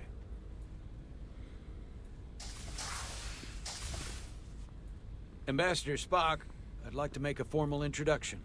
My first officer, Commander Jara Ryder. In space. Commander, as you are aware, there are limits to what Captain Solano and I can do in our official capacity. I'm gonna go on a as secret mission. representatives of the Federation. But someone in an unofficial capacity, your first officer, for example, would not be bound by those restrictions. Commander Ryder could ingratiate herself to certain parties behind the scenes, where they may be more candid in revealing information that could lead to a resolution. She certainly goes her own way. Wow. That helps in this case. I'm perfectly happy to work outside the lines. He's threatened by me. And by extension, you will be doing your duty, Commander. Just not too far outside the lines. Well, I hope Commander Rydek will have more luck finding out what really happened than we will through official diplomatic channels. The fate of the negotiations, the interests of the Federation, and the prospect for peace may very well depend on it. All right, we're gonna have to do some detective work. We're gonna have to do some deducing. Are you ready? Whoa.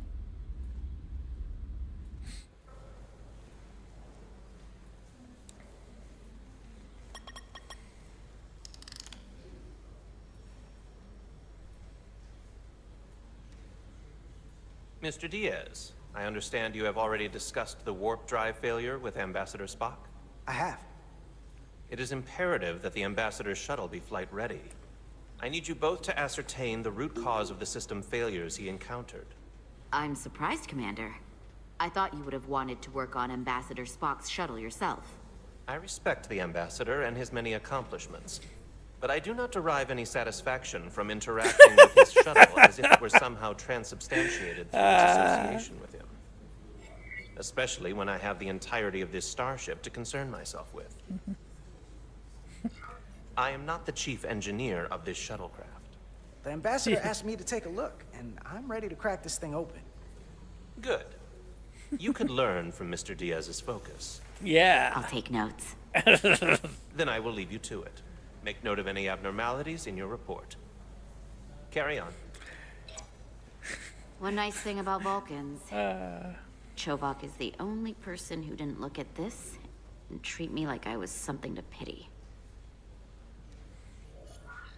Doc says I should get used to it.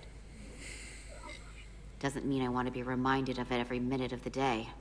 Hey, you won't get pity from me. I think it makes you look tough. As tough as you really are, that is. And that makes you sound pretty smart. I might need you to save me from myself next time, though. Come on.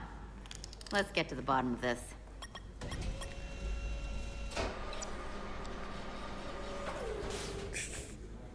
Ready to go? All set. I think. Let's run the diagnostic. I don't think she likes him very much now. Well, diagnostics time. I wonder which two-button combination is required to bring up a sing-along Let's see. Hold on. I mean, we got begin diagnostic, but hold on. I mean, there are fault logs here. You know, maybe we should check that. Let's see. That's the shuttlecraft. I see that it's a shuttlecraft. Yeah, you got all the little doodads here. Okay. Begin diagnostics. So, I know about your talk with Miranda. You do? She sent me a Priority 1 dispatch right after your conversation. I'm happy for you. Both of you. Thanks. But I'm only going to tell you this once. Don't screw this up. Because I would be very unhappy if you tried this out and then, I don't know, 6 weeks or 6 days later, I have to start splitting holidays between the two of you. All because things went south and you're not on speaking terms. Back. Good sure. That just isn't gonna work for me.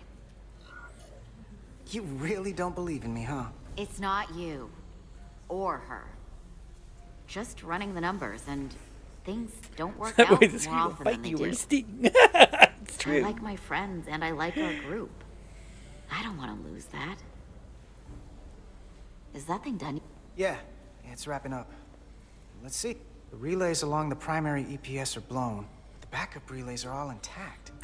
An EPS overload from the warp drive could cause that. But how did the shuttle end up dead in the water? Huh.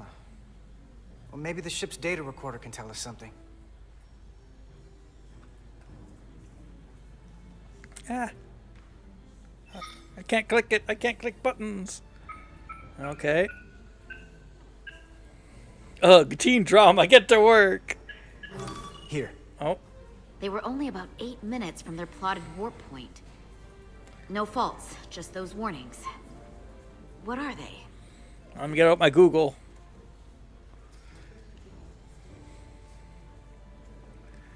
Let's see.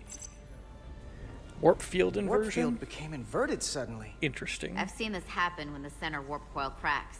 A cracked warp coil throws a fault code. Still, we should take a look. Under minimal operating conditions, the warp field generates on a plane parallel to the operating axis of pylons in the field pattern designated by the coil distribution. Aligned in a concentric spheroid pattern, complex alignment to the operating axis of the vessel purposefully generates an inverted warp field, can counter subspace drag and instability along the space-time gradient. Warning, consult Starfleet's field space guideline 620 or 820 or something 04 before attempting a manual inversion of the warp generation system. Okay. Did you get all that? There was a complete warp cascade failure. Wow. They're lucky the shuttle didn't turn inside out. Makes me think the computer panicked on the warp field equation. I'm not reading that. The text is too tiny. Subspace variance out of tolerance. What does that mean? It means the main navigation array lost sight of space somehow. Will the array going offline cause that? Yes, but it should have also thrown a fault code. Any one of these failures should have thrown a fault. I should have been if it was caused by a system beeping failure. all the time. None of this caused the relays to blow. Roll forward to when that happened. Yes, ma'am. So here, they take a moment to get their bearings and they attempt to re-engage the warp drive. There. That's the relays blowing. And look, there's another warp system alert. They're all the same. Subspace variance out of tolerance, or warp inversions. Finally, there's a complete warp cascade failure. Then it's one of two things. Either a warp coil is cracked, or the navigation array is offline. That makes sense. Divide and conquer. You want to check the warp coils or the navigation array? I'll check the other. Let's not overcomplicate this. One of these systems is likely broken. I think it was the warp I'll check the coils. nacelles for a cracked coil.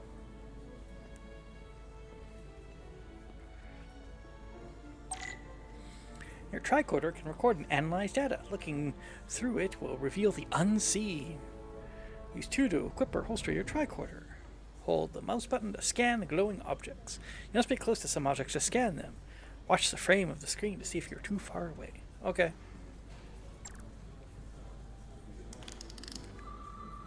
Let's see here. Oh, see, it says I'm out of range. Some objects you scan will activate a deep scan. During a deep scan, use Q and E to switch between different scan modes and search for glowing objects. Modes on the tricorders will blink if there's an object to find in that mode. If you scanned all objects in the frame, it will change color. Hold the blinked. Okay.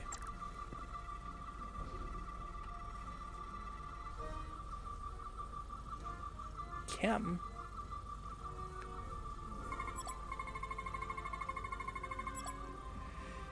Sinusoidal coil cluster. The central coils guide the warp field through its focal event, maintaining a collimated thrust vector. No fractures. Check this one. The polyferride depositions. The leading coils show evidence of routine maintenance to repair microabsorption from neutrino interactions. Well, don't see anything going on there. Static field in their subspace. Warp coils produce residual electrodynamic fields. No field inversions detected. Alright.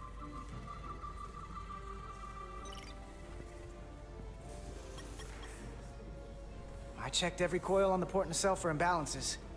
If any coil in either engine were cracked, I would have detected it. So, it must be the navigation array. Except it's not. Checked and double-checked. I didn't think it was either of those. Well, the readings don't lie. Here comes the security detail for the way team.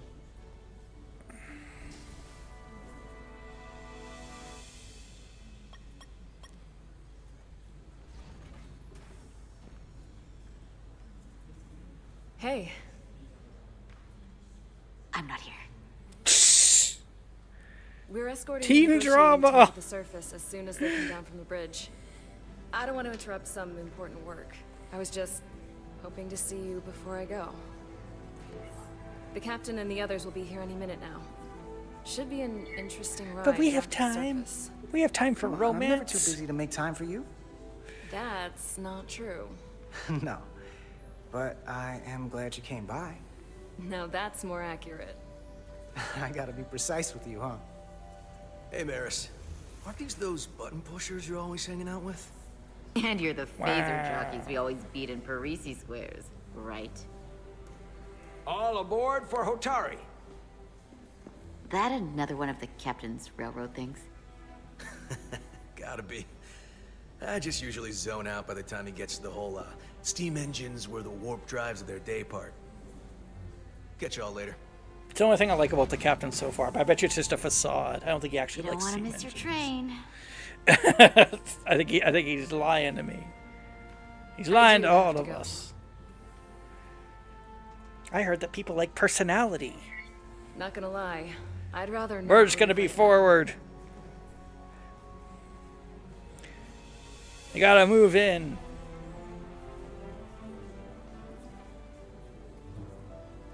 That was nice. Yeah, it was. Save some of that for when I get back. I got a deal.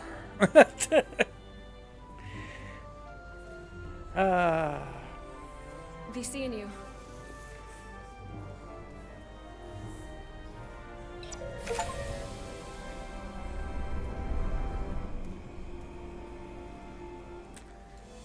Whee! Etzelar de Diaz. If you could float back down to reality, we still have a ways to go. Gotta figure out what's wrong with this where ship. were we? So, the warp coils in the navigation array are fine, but the nav computer doesn't seem to think so. I'm out of ideas short of field stripping the shuttle from bow to stern. You wanna take this out of the shuttle and throw it on the bench? Oh, real hands-on maintenance. I like it. Okay, the nav computer is patched into the ship. The ship's computer can double-check our work. If the shuttle's nav computer is putting out false data, we'll Isn't know that it. dangerous? What if it has like Let's a run through the virus or shuttle's something on it? What if it's like a virus that was in Independence Day, and like just a skull and crossbones show up?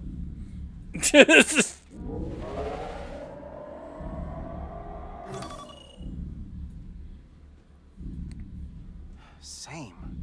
Warp field inversion and a cascade failure. However, the Resolute computer doesn't show the same subspace variance. We're in the same conditions that the shuttle was in when it failed.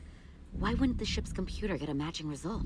I bet it was. What if the subspace variance was a momentary occurrence? That's a possibility, and it would explain why the simulation under our current sensor readings failed to reproduce the issue. But a subspace anomaly strong enough Look to at Newman's face laughing. for You days. didn't say the magic word. Let's run with the momentary subspace variance theory for now. Roll forward to the shuttle's attempt to re-engage the warp drive. We need the conditions of space around the shuttle at the moment of warp failure. That wasn't There's no Newman. simulation. His name was Nedry in that show. Newman's when he's on Seinfeld.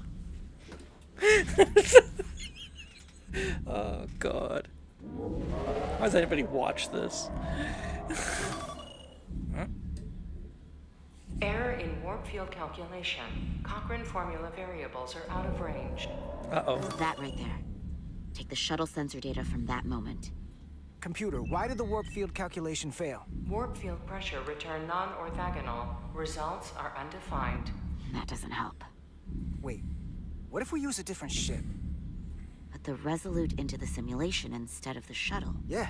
He's stupid Should work always. just fine. Unless...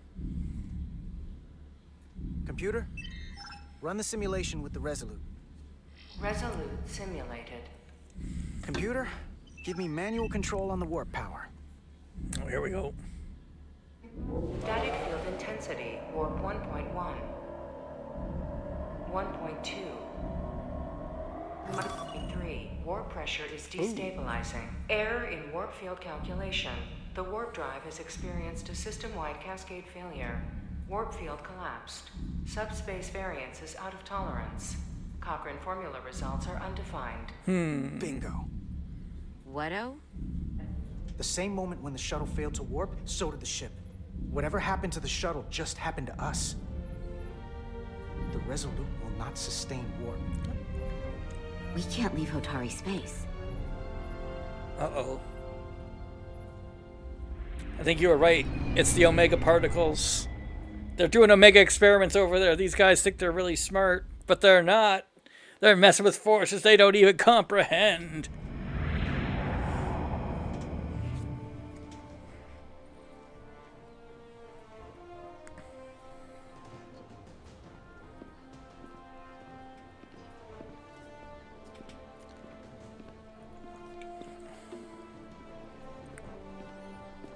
I bet.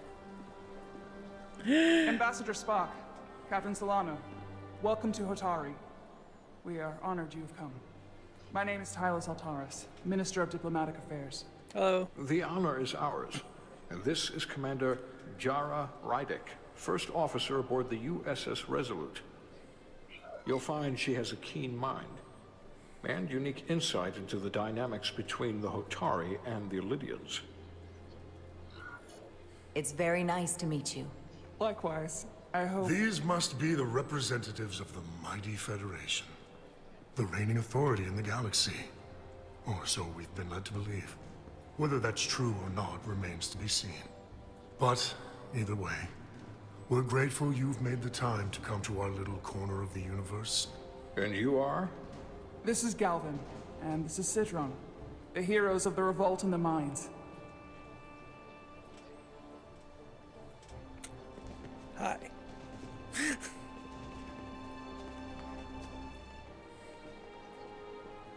Let's hope this is the last time we ever have to come here. If you'll excuse me.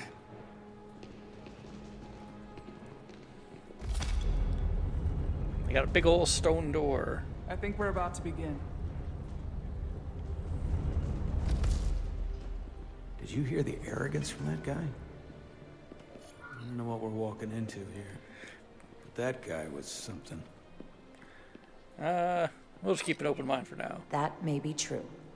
But let's keep an open mind going into the negotiations. Hopefully he's just one voice amongst many. Then let's hope he's the outlier. The Hotari have invited us as their guests, so we must show them the proper respect.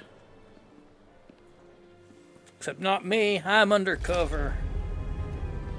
I'm gonna go and pee on one of their shoes. See what happens. Tell me all I need to know.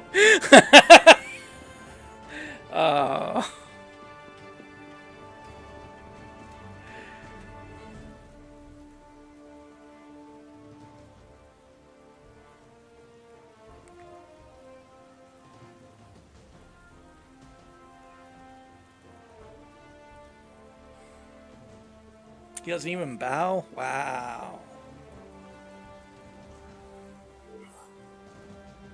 Show deference? No, we'll be conciliatory. You bow when you're expected to. That's just common sense. Otherwise, you just look like a moron. Ambassador Spock, welcome to Holtari Prime. The honor is mine, Your Majesty. Oh, man. That the Federation would send one of their most respected representatives is not only an honor to the Hotari people and their queen, but a recognition of our stature and importance. Let's get on with it, shall we? With all due respect to the Federation and their ambassador, they have no authority here. We are not members of their alliance. We are not subject to their rule. Nor yours. We demand the immediate return of all mining operations to Elydian control, as it has been for centuries and will be for centuries more. That has always been our understanding. That understanding has changed. Then you invite war. And if you cannot remain silent, you will be silenced. But his point is well taken. What is the Federation's interest in this matter? You called us. Perhaps you would have us trade one oppressor for another? The Federation remains neutral. Our only interest is the peaceful resolution of this conflict. We are here at your request, Your Majesty. You called us! For now. I'm trying to keep an open mind here, but it's not easy. I thought they wanted us here. Was there something you wanted to say? We're not liked. Captain? Oh, no. My apologies. And what about the Kobliad? Kobliad. She can speak for herself, can't she? Then let her.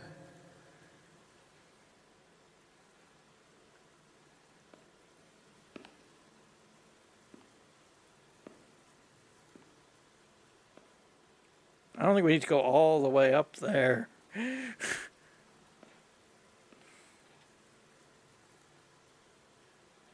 Have a stare down with Now the Queen.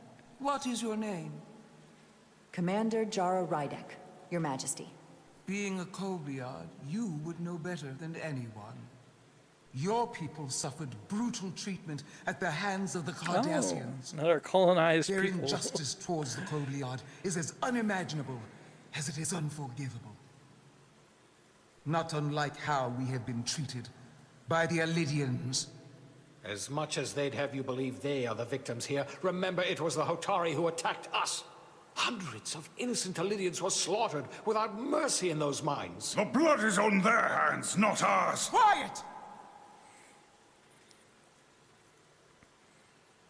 If after all the Kobliad suffered, you finally had the chance to right that wrong, to get out from under their control, would you take it? Or would you negotiate a peace? Oh, jeez. I'm just gonna remain differential. I can't speculate on something that never happened, Your Majesty. Sadly, that opportunity never came for the Kobliad. No, it did not. But we'd be wise to learn from their example, before we too find ourselves facing extinction. The Federation is the most powerful, most advanced alliance in the galaxy. I wouldn't go that far. It's widely known we have an abundance of dilithium in our mines. and it's in your interest to secure a steady supply. Your Majesty, if I may. Ambassador Spock would have us believe you're here as a neutral party in the interest. You called us. So why are you really here?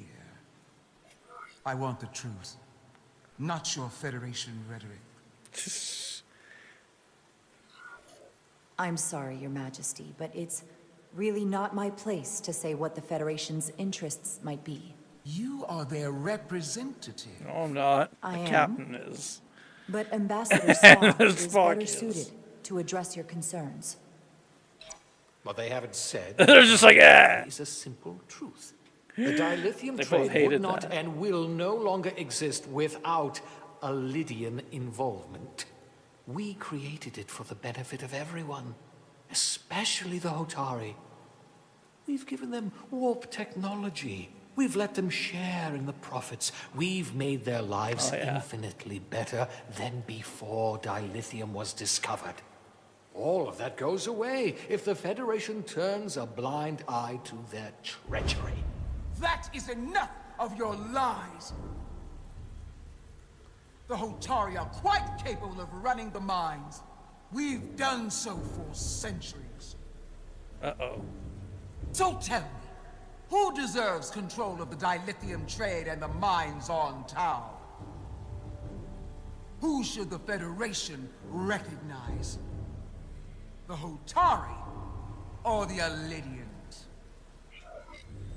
You know what? Screw it. You guys can have Only it. be one or the other, not both.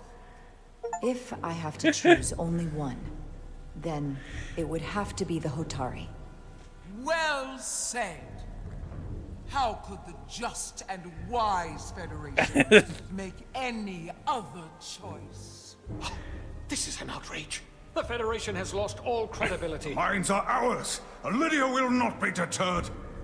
We will take back our mines by any means necessary. And you will see more blood. Here we go. I am more than willing to address your concerns, Your Majesty. Yours as well, Representative. But I suggest we could have a more productive conversation with a smaller group. Perhaps only the most essential representatives.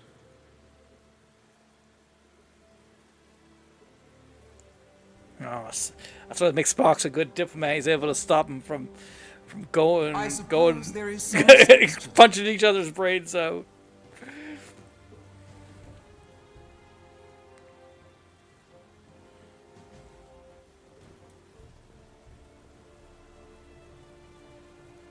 I hope we Give meet me again, this. Jara Riley. Give me the stink eye.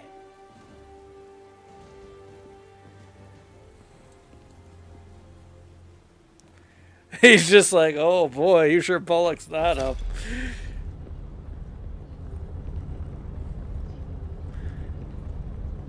Spock and I will cover everything on the diplomatic front. You make nice with the locals and see if you can get some answers. We need to find out why the Hotari are so willing to risk war. What happened in those mines? We use them as slaves, dump nuclear waste on the reserve. I mean, they get 10% of the profits.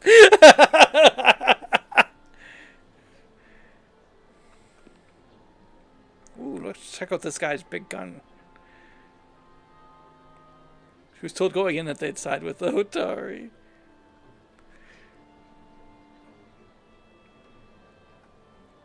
I don't know. I feel like this guy's compensating for something. You too. I mean, come on.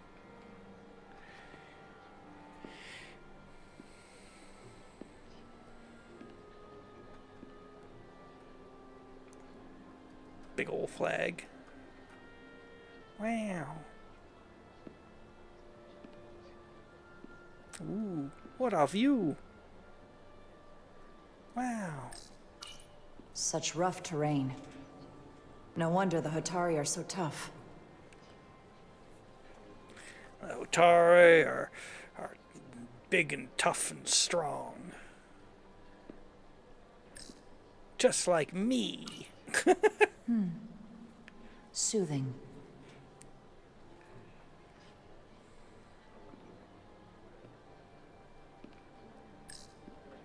Cideron. Commander, I'm glad you've chosen to side with the Hotari. I knew the Federation would see through the Elidians' baseless claims and protect the interests of my people. To be clear, I'm not on either side of this conflict. Our only interest is peace. I will keep that in mind. I assume you were there the day the mines were seized from the Elidians. Not seized. Reclaimed. And restored to their rightful owners. Yes, I was there. We had to be decisive. Before the Elidians could even realize their worst nightmare was upon them. Did you have help from someone else? Hotari stands alone against the Elidian forces. We don't need help from anyone. They respect one thing above all else, and that is force. The greater the force, the more certain the outcome. Any talk of making peace is just that, and worth little without the strength to secure it. Which makes me wonder about your ship, the Resolute. No. Undoubtedly the Federation's finest warship. No. Ready to contend with anything the Elidians might have in store. Or is that not true? Maybe I've misjudged it. No need to worry. Even in a worst-case scenario, the fleet is always within reach. But it would probably take them quite some time to get here. Maybe. Or we might have other ships in the sector. Of course. Whoa. Sidron. A pleasure meeting you, Commander. I'm sure we'll cross paths again. Why are you needed in there? What are you gonna do?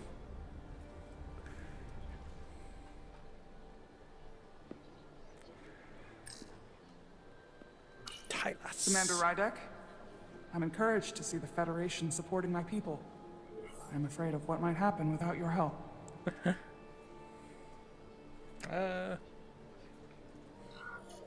I'm glad to hear it. I just hope you're not the only one who feels that way. I apologize for that. These are unusual times, to say the least. Much is changing. I saw you speaking with Sidron, our national hero.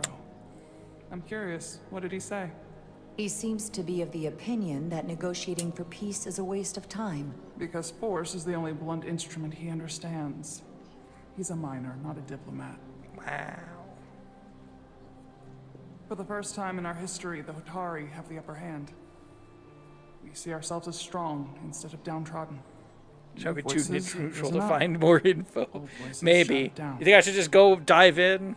Calvin and Sidron I'm with have you become national guys. heroes. Now they have the Queen's ear. For better or worse, depending on your perspective. I get the sense you don't exactly trust them. I don't trust their instincts, which are leading us to war. My fear has been that the Elidians will launch an attack and crush us. You've seen their starship, no doubt.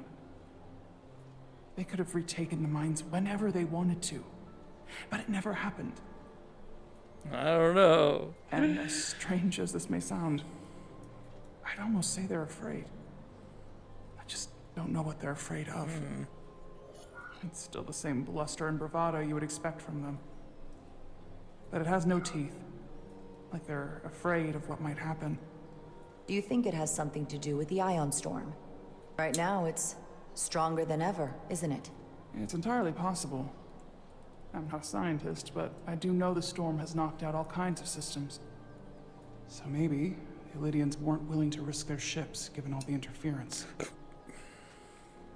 It's Omega! That's just in your head because we watched Since that the day of the episode. revolt, Galvin has seized control of the mines and restricted all access. No one's allowed without his personal authorization. It's a little sus. And they've taken over a section of the palace with just as much secrecy and security. I'm told it could be something they brought back from the mines. Oh. I've inquiries, but everyone pretends it doesn't exist. I strongly suspect they're hiding something. Why would they do that? I don't know. But that's what concerns me. Whatever they're hiding, it can't be good. Ah, so maybe the other. How can we know? These are new Trek people. I'd better see what's You happening. think so? They rely You on think you can Spock. find out what they're hiding? I need to see proof of something before I can make my case to the Federation. I can try, but even if I found it, I might not know what to make of it. Take this. You can use it to capture whatever you find, and then send it to me.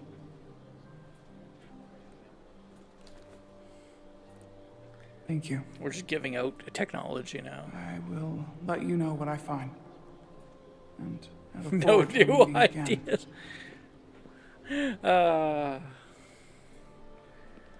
Do you remember Sorry, ATSTs? I couldn't help but notice you were speaking with the Hotari this Oh, whole I'm time. so sorry. You were standing all the way in the back. Fairness, I should offer another perspective. Of course. I'm probably not telling you anything you don't already know, but these negotiations rely on the Federation's neutrality, as does any hope you might have for a supply of dilithium in the future. So, why you would choose to side with the Hotari escapes me. Without a Lydian involvement, there is no dilithium trade. But clearly, you weren't aware. Of all my concerns, dilithium is not one Look, of we them. have EMH Mark I 1s could mining care less out about many securing the supply, asteroids of dilithium. now or in the future. It's fine. I'd be curious to know if the rest of the Federation shares your indifference. Major Solid Arminta, Special Attaché, Elydian Armed Forces. Pleasure to meet you, Commander. I like have Jaquir's- my issues with the Hotari, but I have to give them some credit. They know how to seize an opportunity.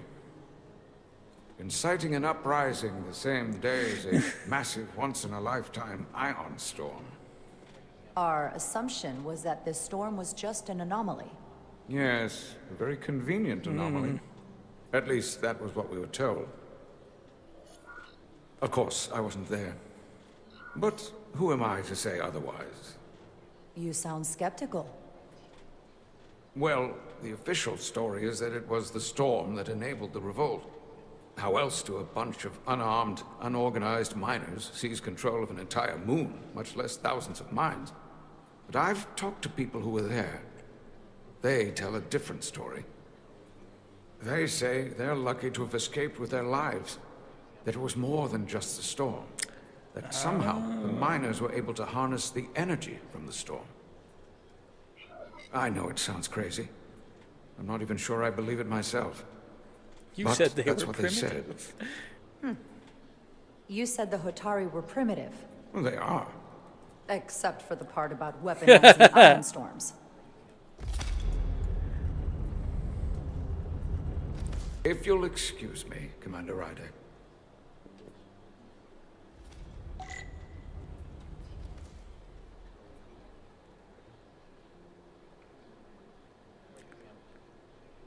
Interesting.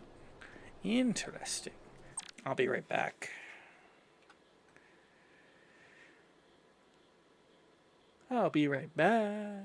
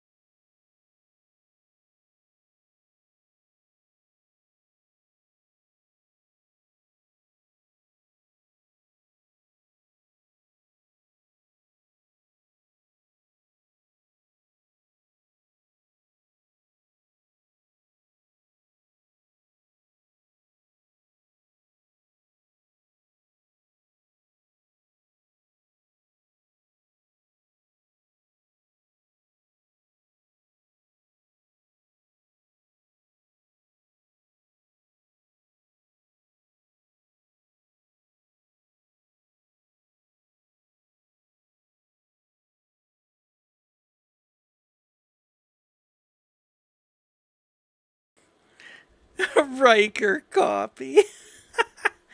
Now. I think that's a little harsh.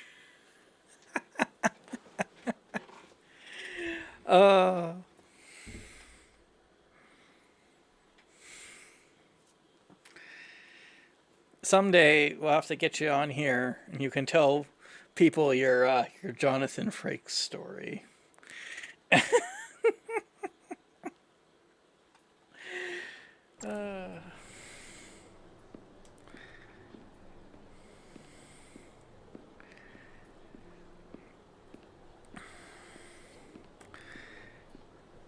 I don't know where Solanus is.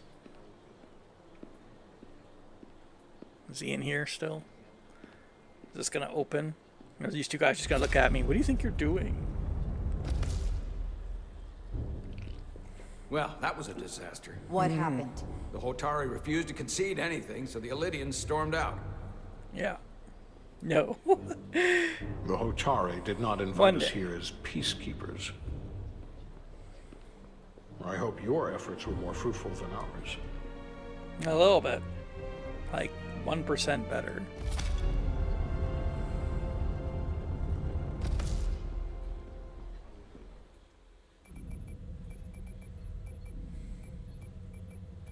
Gravitational harmonics failing to resolve. Warp bubble stability degrading. Increase output to maximum. Increasing warp output to maximum. It's happening again.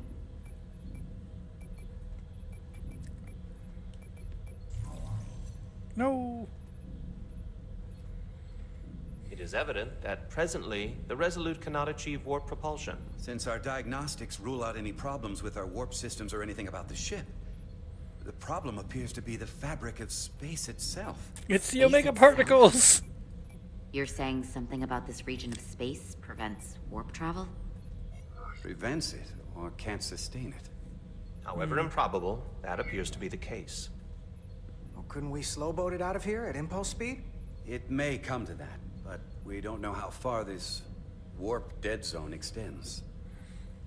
Captain Solano is on his way back from the negotiations, and I want to have some answers for him when he gets here. Indeed. Given the facts at hand, we may be able to deploy subspace probes around the ship to construct a clearer picture of the phenomenon. Oh, hey, it's like those Around probes that I the picked ship. up. I'll prep a shuttle. Whee! I'm not sure I like that angled ramp. That's just something else that can cause issues when you're trying to dock with the ship. Gotta have this angled ramp now. That's not good design. I'm setting up a waypoint at a distance roughly corresponding to the edge of our warp field. When we get there, I'll deploy the first probe. Launch all your objectives, complete a mission. W to fly forward, D to fly backward. Mouse to turn, Q to ascend, E to descend. The storm will push your shuttle around. Oh no!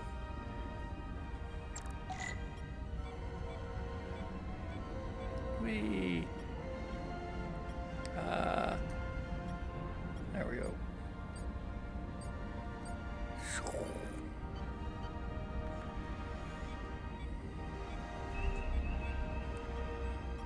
Commander Westbrook, the Resolute systems are calibrated to receive the probe's readings. We are standing by to reproduce the warp field collapse after the first probe is deployed. Thank you, Got Mr. some asteroids. Sherlock. We'll be in position shortly. And, Mr. Diaz, do take care in piloting the shuttlecraft. Now is not the Why? time to indulge in the human penchant for joyriding. Don't be that way. Chovak probably isn't such a fun guy to work for, huh? Nah, Lieutenant Commander Chovak's not so bad. You know, once you get used to him. Oops. And, I've learned a lot working under him. I have a feeling I'm going to have to work harder to be a political animal like you, with this new first officer coming aboard.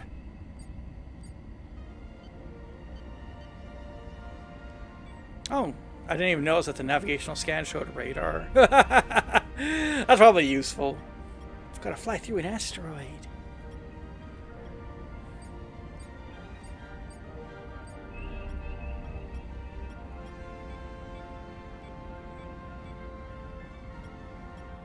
This is far enough.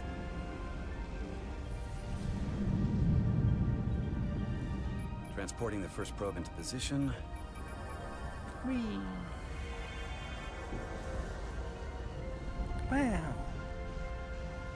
Oh, those look consistent. here. That's what they look like on Voyager too. We are reading it. We are about to replay the simulation.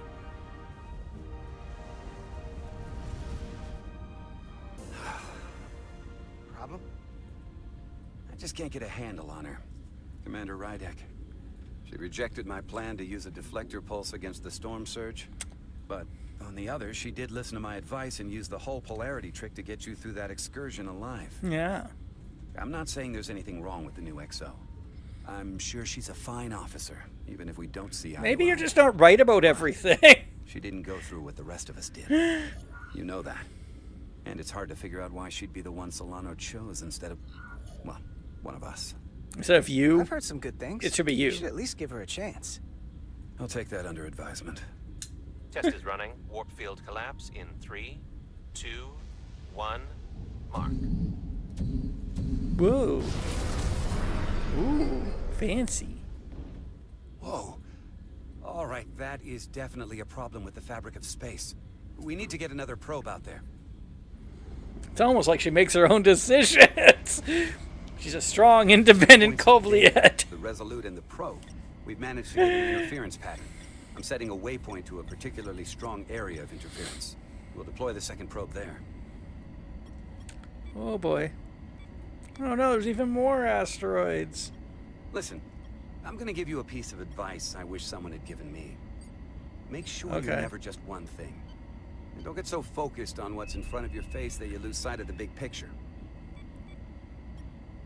Before Rydek showed up, the captain pulled me into his ready room and told me he didn't think I had the people skills to be first officer. What a load of crap. But you're a people Well, person. if you're asking, I think you're a people person. After all, here we are. Me, an enlisted officer. You, one of the senior staff. Talking like old buddies. Oh, I should send Solano to talk to you. Bring him on. I'm sure you can handle him. You've got potential. You're a capable engineer. You're good in the field. Keep up the good work, and who knows? A solid jack of all departments like you could be Commander-in-Chief of Starfleet one day.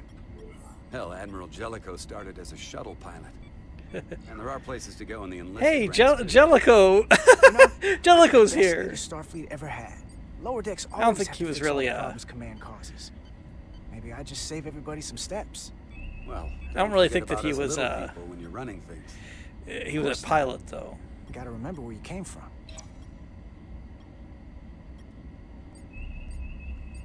Ah, Jellicoe.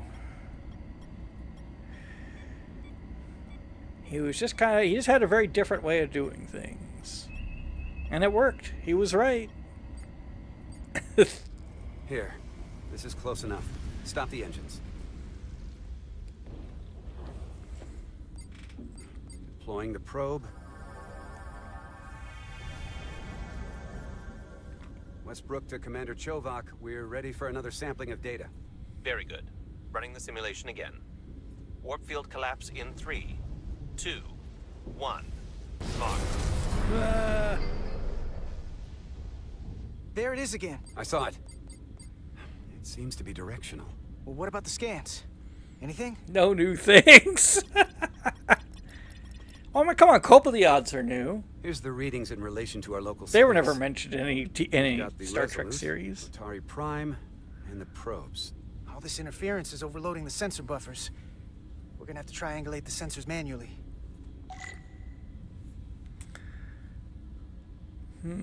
Oh, hello. We got something. These markers indicate peaks in the gravimetric interference patterns. Let's see if I can find some more.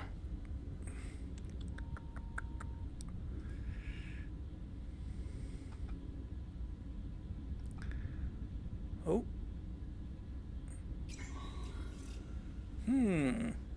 Hold up. This is coming from the moon.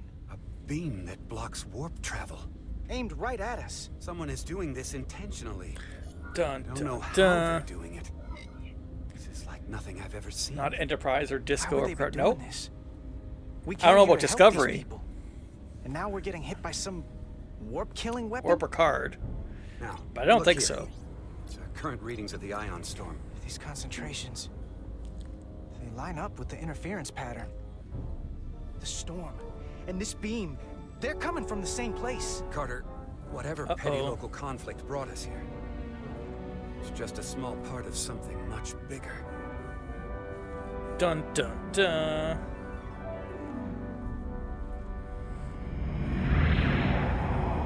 Presently, we don't have an explanation for how they're doing this. One thing is clear. This is no fluke. Thank you, Mr. Westbrook. I want a full briefing when I'm back on board. Solano out. A targeted weapon that inhibits warp travel. Coming from the moon Tau. That would explain the difficulties my shuttle encountered. More importantly, the tenor of the Hotari during the negotiations. And here I thought the Elydians would be the problem. Coming to peace talks in a warship. Wow.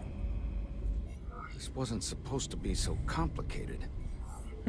For all their posturing, Kobliad every Deep Space Nine indication is episode, that the one of their Elydians inmate. are afraid of the Really? Hotari. They didn't bring their warship as a threat.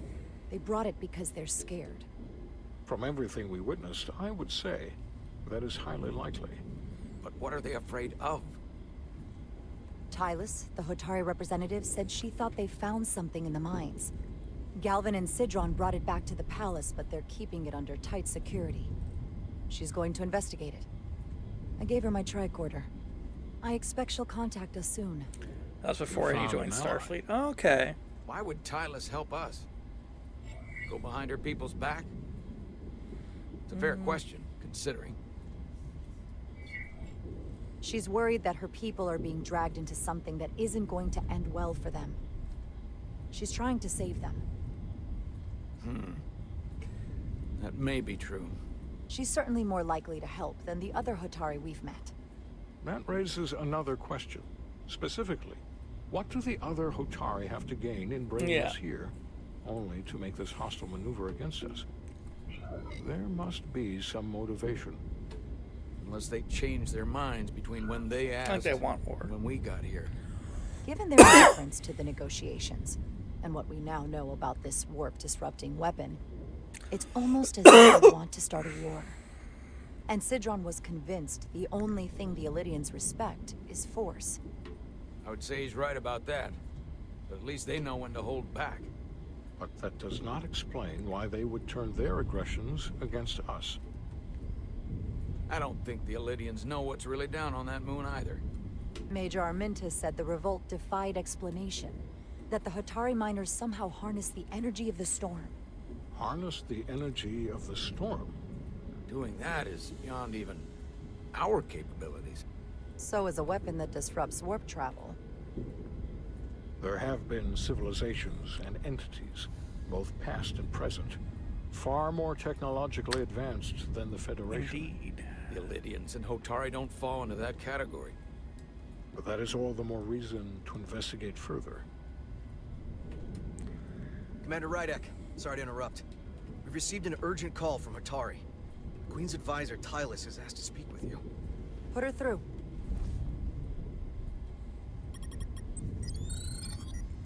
Hello. Galvin and Sidron are still with the Queen. I've enlisted help to gain access to the room they have under guard. I don't have much time. I'm not supposed to leave my post. It's only for a moment. I so appreciate your help.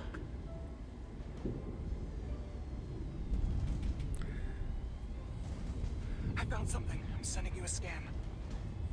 Oh. That's interesting. Got it. Tylus, if we needed to gain access to the mines on Tau, is that something you could help us with? I suppose it wouldn't be easy, but I have to go. Tylus. Oh yeah. Well, she's dead. Can we reconnect? Sorry, Captain. We've lost all contact. Oh. We can only hope she escaped without harm. It was hard to tell. We have to help her. Send another shuttle. We're Or not maybe... doing anything yet. Not until we know more. Let's see the scan of whatever the hell that was. But he liked that anyway. He's like, yeah, I'm good with that. Tylus suspects this came from the mines on Tau. It appears to be of ancient origin, but the markings are unfamiliar. We can run a full analysis when we get back to the Resolute. But if this came from the mines, then it might be the key to how they got the upper hand against the Illydians. Then we have to go into the mines. The Federation would not allow that. We were, after all, sent here to be a neutral party in a peace negotiation. However, we could demonstrate that the Hotari have acted in bad faith, which would enable us to investigate the mines on Tau with full justification. But of course, we would need conclusive proof before taking action. Otherwise, it could put us in a difficult position. Whatever this artifact is may be proof enough. At least to satisfy the Federation. Proof enough to go down Especially if there. we can show the Hotari are controlling the warp disruption. And targeting the Resolute. We may have a better understanding once we analyze the device. But a mission to the mines, covert or otherwise, is not out of the question. And I will handle the Federation. Yeah, Spock, you show him. You get Admiral Nichev on the line. And you tell As I her if was she doesn't telling play Connor, ball, we're going to I want replace her all with the data I can get on this Solus. warp problem. And the negotiating team She's probably shuttle not has even been around reporting it. data all the way back from Hotari. Even better than our probes. So pull the sensor and engine ISOs from the Melville when it sets down. Will do. I'll join you and Chovak down in engineering to run another analysis after the briefing.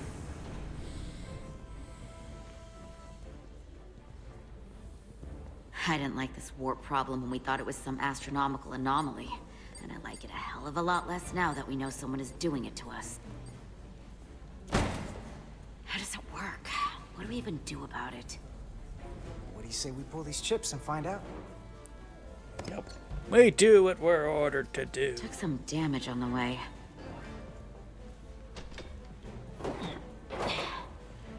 That ionic interference scored the hull plating. Might be some micro welds. Oh, no. Let's try pulling together. All right. I think Ophied, I could be very persuasive. Me, please.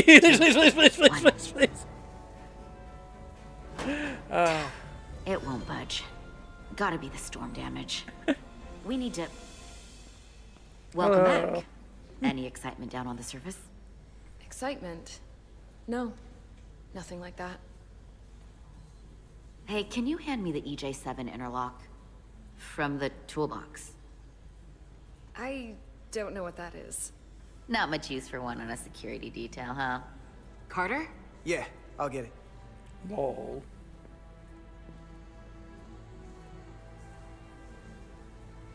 Everyone's showing everybody up this high school drama. Is Lower Decks always like this? I mean, I guess. I'm a professional. Okay, I'll apply pressure while you decouple the panel. I don't know, cause like the TNG episode. He's been replaced by a changeling. Maybe. Does it mean it's making a play? We've got this. Open up and say ah. Thanks for the hand. We have to get these isolinear chips down to engineering. No problem. You really know everything about these ships, don't you? The tools, the systems. Like a walking Engineering's Starfleet cool technical now. manual. I bet the Romulans did Security was this. the detail to be on. Now all of a sudden you're interested in engineering? Just the engineer. Lol. Or Come assault on, vampire. take one, No.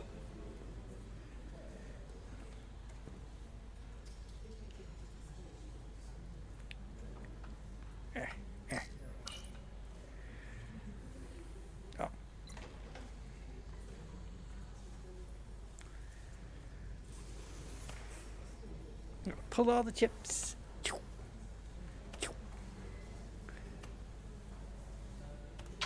Oh no! Hey, what's that thing? What's this? Some kind of crystal formation? It's candy!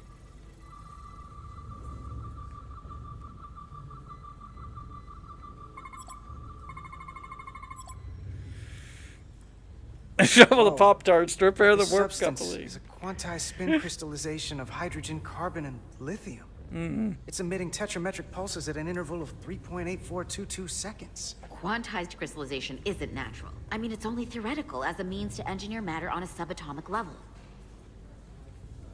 What's it doing? The tracker says it's yellow! That's not even correct, it's more gold.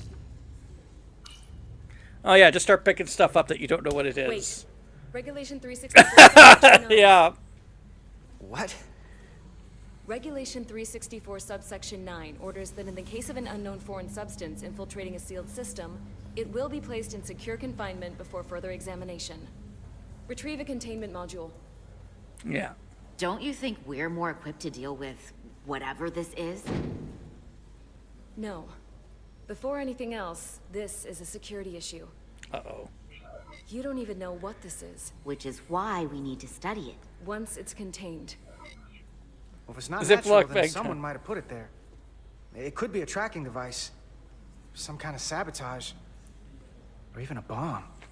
Which is why we need to get it to the containment lab. Come on. I can't make an exception. Not even for you. I'm still going to report these crystals to Commander Westbrook when we send the shuttle data. And I will inform my superiors. I'm taking this just as seriously as you are. Hey, we didn't meet the chief of security, I don't think. But I overheard talk about the warp disruption on the shuttle. Now these crystals... I told you the Romulans did this! Maybe this situation is more than we can handle with just a science vessel. Yeah, we gotta get an Excelsior class in Trigger here. a distress call. Get Starfleet to send more ships. Or I could send a message to my old CO on the Adirondack. Get I don't some think- combat-tested vessels. That's not a good idea. We shouldn't do this alone. We're at the edge of the quadrant.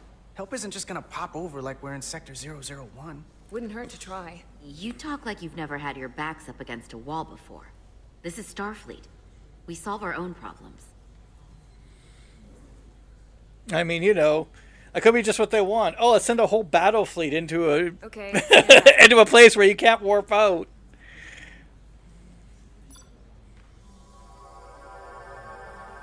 That's pretty cool. I like To the that. containment lab. Little We'll Ziploc get it bag set that up has for a you. has I'll a let you know when it's transporter on safely it. confined. Oh, we'll be there.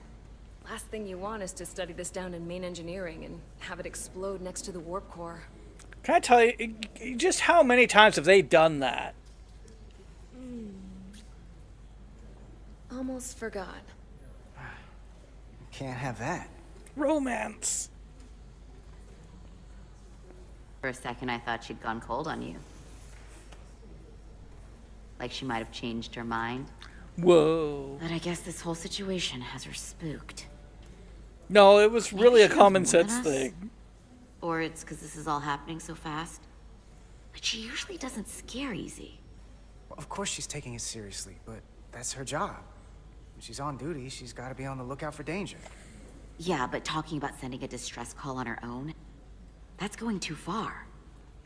Sending it to the art lab so it can explode next to something slightly less important. Yeah. Has enough complications stacking up. Now, we'll get through it. You, me, and Miranda too. That was an interesting shot. I like Commander that. Rydek was able to work behind the scenes during the negotiations and made contact with a representative from the Hotari delegation named Tylus. She mentioned an unusual artifact of unknown origin being held She was way under sus, but tight that was a show security response. within the The show Hotari response. Palace, which she believes came from the mines on Tau.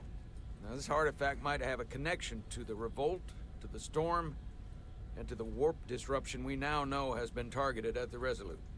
Commander Rydek, if you want to take it from here. Of course.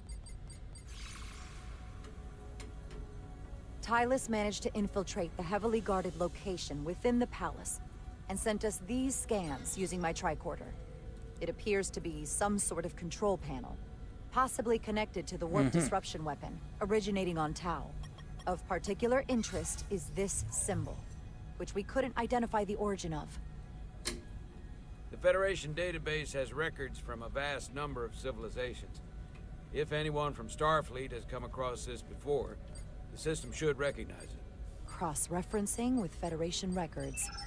Displaying symbols from Federation database with a 90% probability of match or higher. Select a symbol to further analyze. Let's see. That one doesn't look familiar from any shows. Yeah. No. Wow.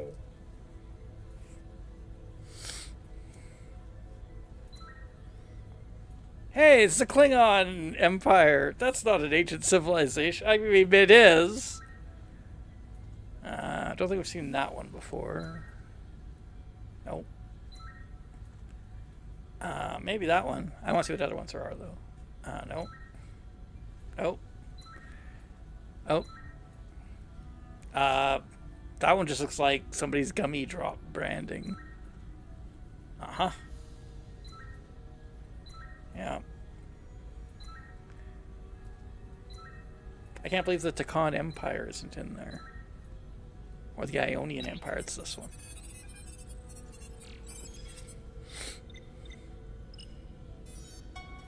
Don't need no computer to help me match a symbol. I can do it myself. 99.2% match. Got it.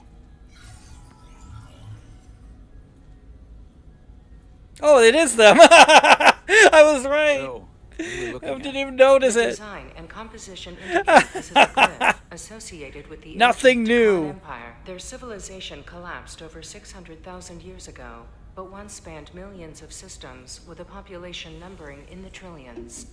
Fascinating. The Takan were once the most advanced, most powerful civilization in the galaxy. Is it possible the Hotari found Takan I have no technology? idea what this crystal does. I wonder if they even know what they have. Our knowledge of the Takan is limited. I have only encountered passing references to them. Actually, I've heard of I've it. heard of them. You have? Quite impressive, Commander.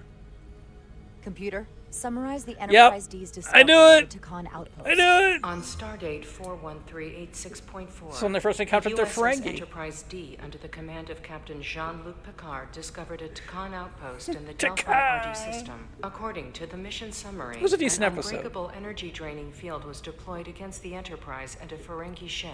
The Enterprise was only able to escape after negotiating their release with an entity known as Portal 6-3, Guardian of the Yep. Takan Empire. Unbreakable energy draining field. It starts to make sense. What else is there? There's a lot here. Let's take it piece by piece. Select the aspect you wish to learn more about. I want to learn about Ferengis. That's all I'm here for. Starfleet restrictions?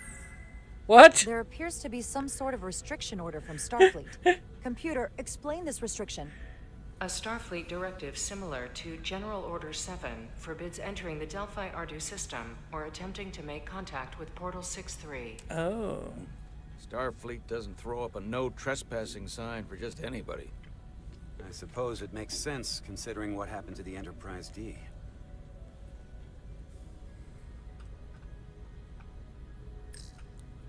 The technology to capture and Enterprise. hold the Federation flagship would have to be unbelievably powerful.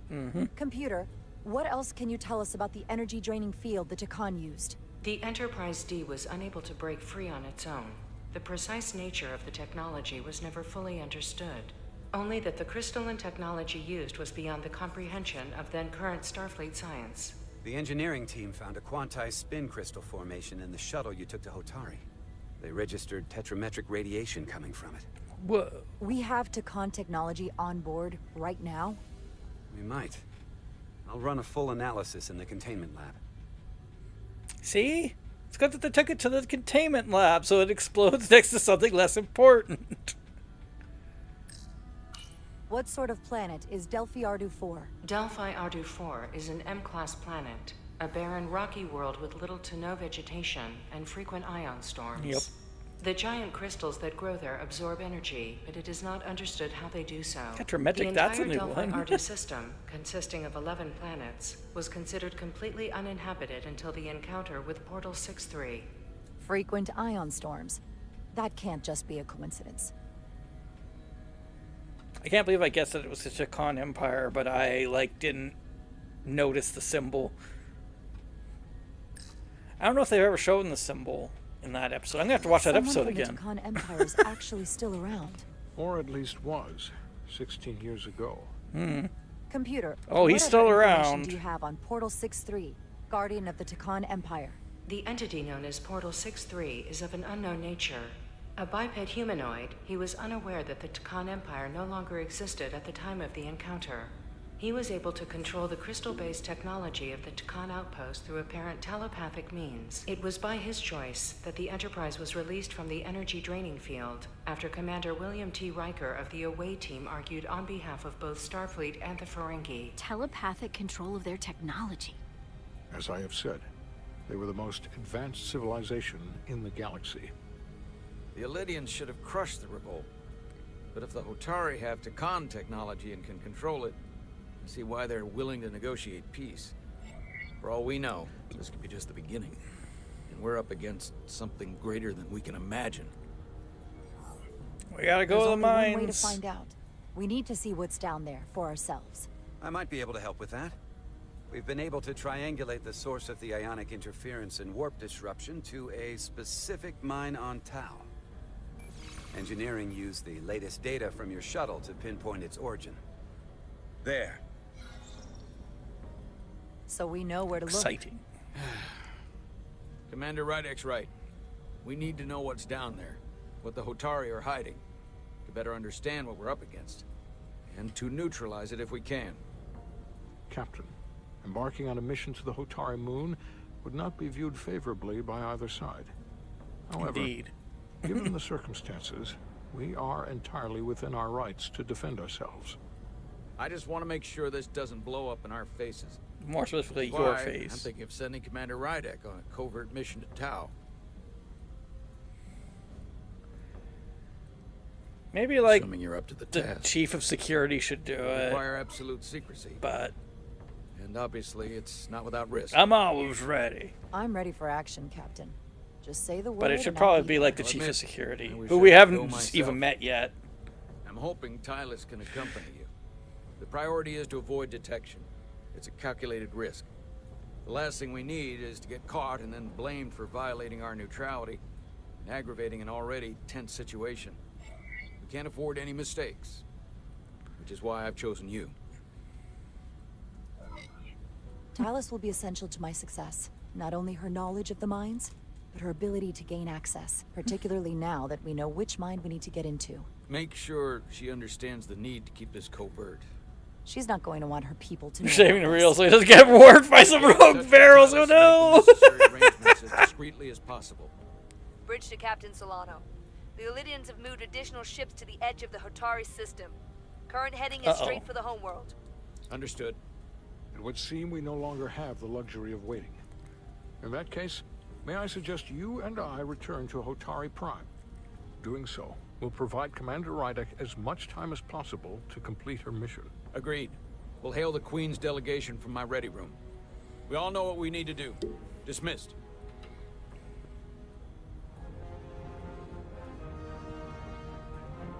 You know, it always think that for missions like this, they should have some kind of force. Perhaps an elite force of special people that could do this.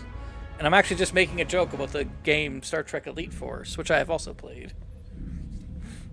Petty Officers It was Diaz a long and time Edsalon. ago. Where is the crystal formation that you found in the shuttle? I have tasked 2005 Ensign Calloway or with performing something. a full analysis of the tetrametric pulses. Security brought it to the containment lab. Is this an Oblivion mod? Yeah, sure. Security never checked it in. Miranda never got there? What? She's the one that had the crystal formation? Yeah. Her and the rest of the security Wait. detail from the negotiations. Diaz, Tamaris. Uh-oh. Carter Diaz On to the Miranda Quake Maris. engine. Commander Westbrook to Petty Officer Miranda Maris. Respond. Something's not right. She's still on the ship. She has to be. How do you know? Computer. Their locate faces Petty look Officer weird. Miranda Maris. Petty Officer Miranda Infinity Maris modular. is in the isolinear storage array on Yeah. Deck 5. I'll go find her. Good. I am sure Mr. Diaz can attend to this on his own. Check the vents. There's an Amogus somewhere. There's some classic jank in that era, though. I went to Jeffrey's tubes. Hey, it's the computer core. At least that's what it looks like. Bunch of blinky lights. I just assume it's computer core because of that. All right. Ugh. I'm gonna stop here because it's getting pretty late. That was pretty good. Star Trek Borg was a legendary FMV game, really? I wonder what that is. Star Trek Borg. Have to check it out. I gotta check it out.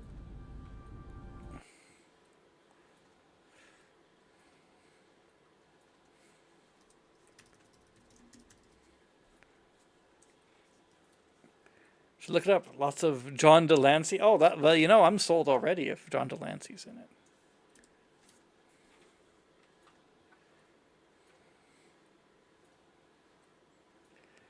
Rest well and thanks for streaming. No problem. Oh man, I gotta get my rest. Got more moving to do tomorrow. I gotta pack up and haul stuff, and then drop it off, and probably haul some more stuff. But no DDB. Let's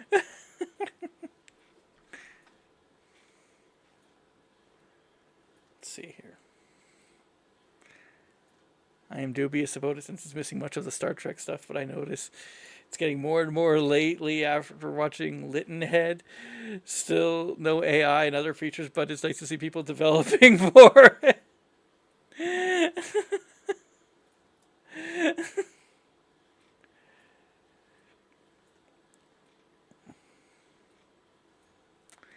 Nuclear Dad noticed YouTube. Totem SP2 for your coders. I don't know. That's a cute game. I liked it. I like it. Little story-driven game. The faces didn't look too bad to me. They didn't look as bad as Oblivion faces. But then again, I've never been great with faces. I was walking to work once, and my friend's ex-wife started walking beside me and then just started talking like she knew me. And to be fair, she does know me, but I, hadn't seen her in, years. And I'm just like, do I know you? Yeah. TLDR is Q gives you a chance to groundhog your day your way through Wolf 359 to save your dad. Well, that sounds cute.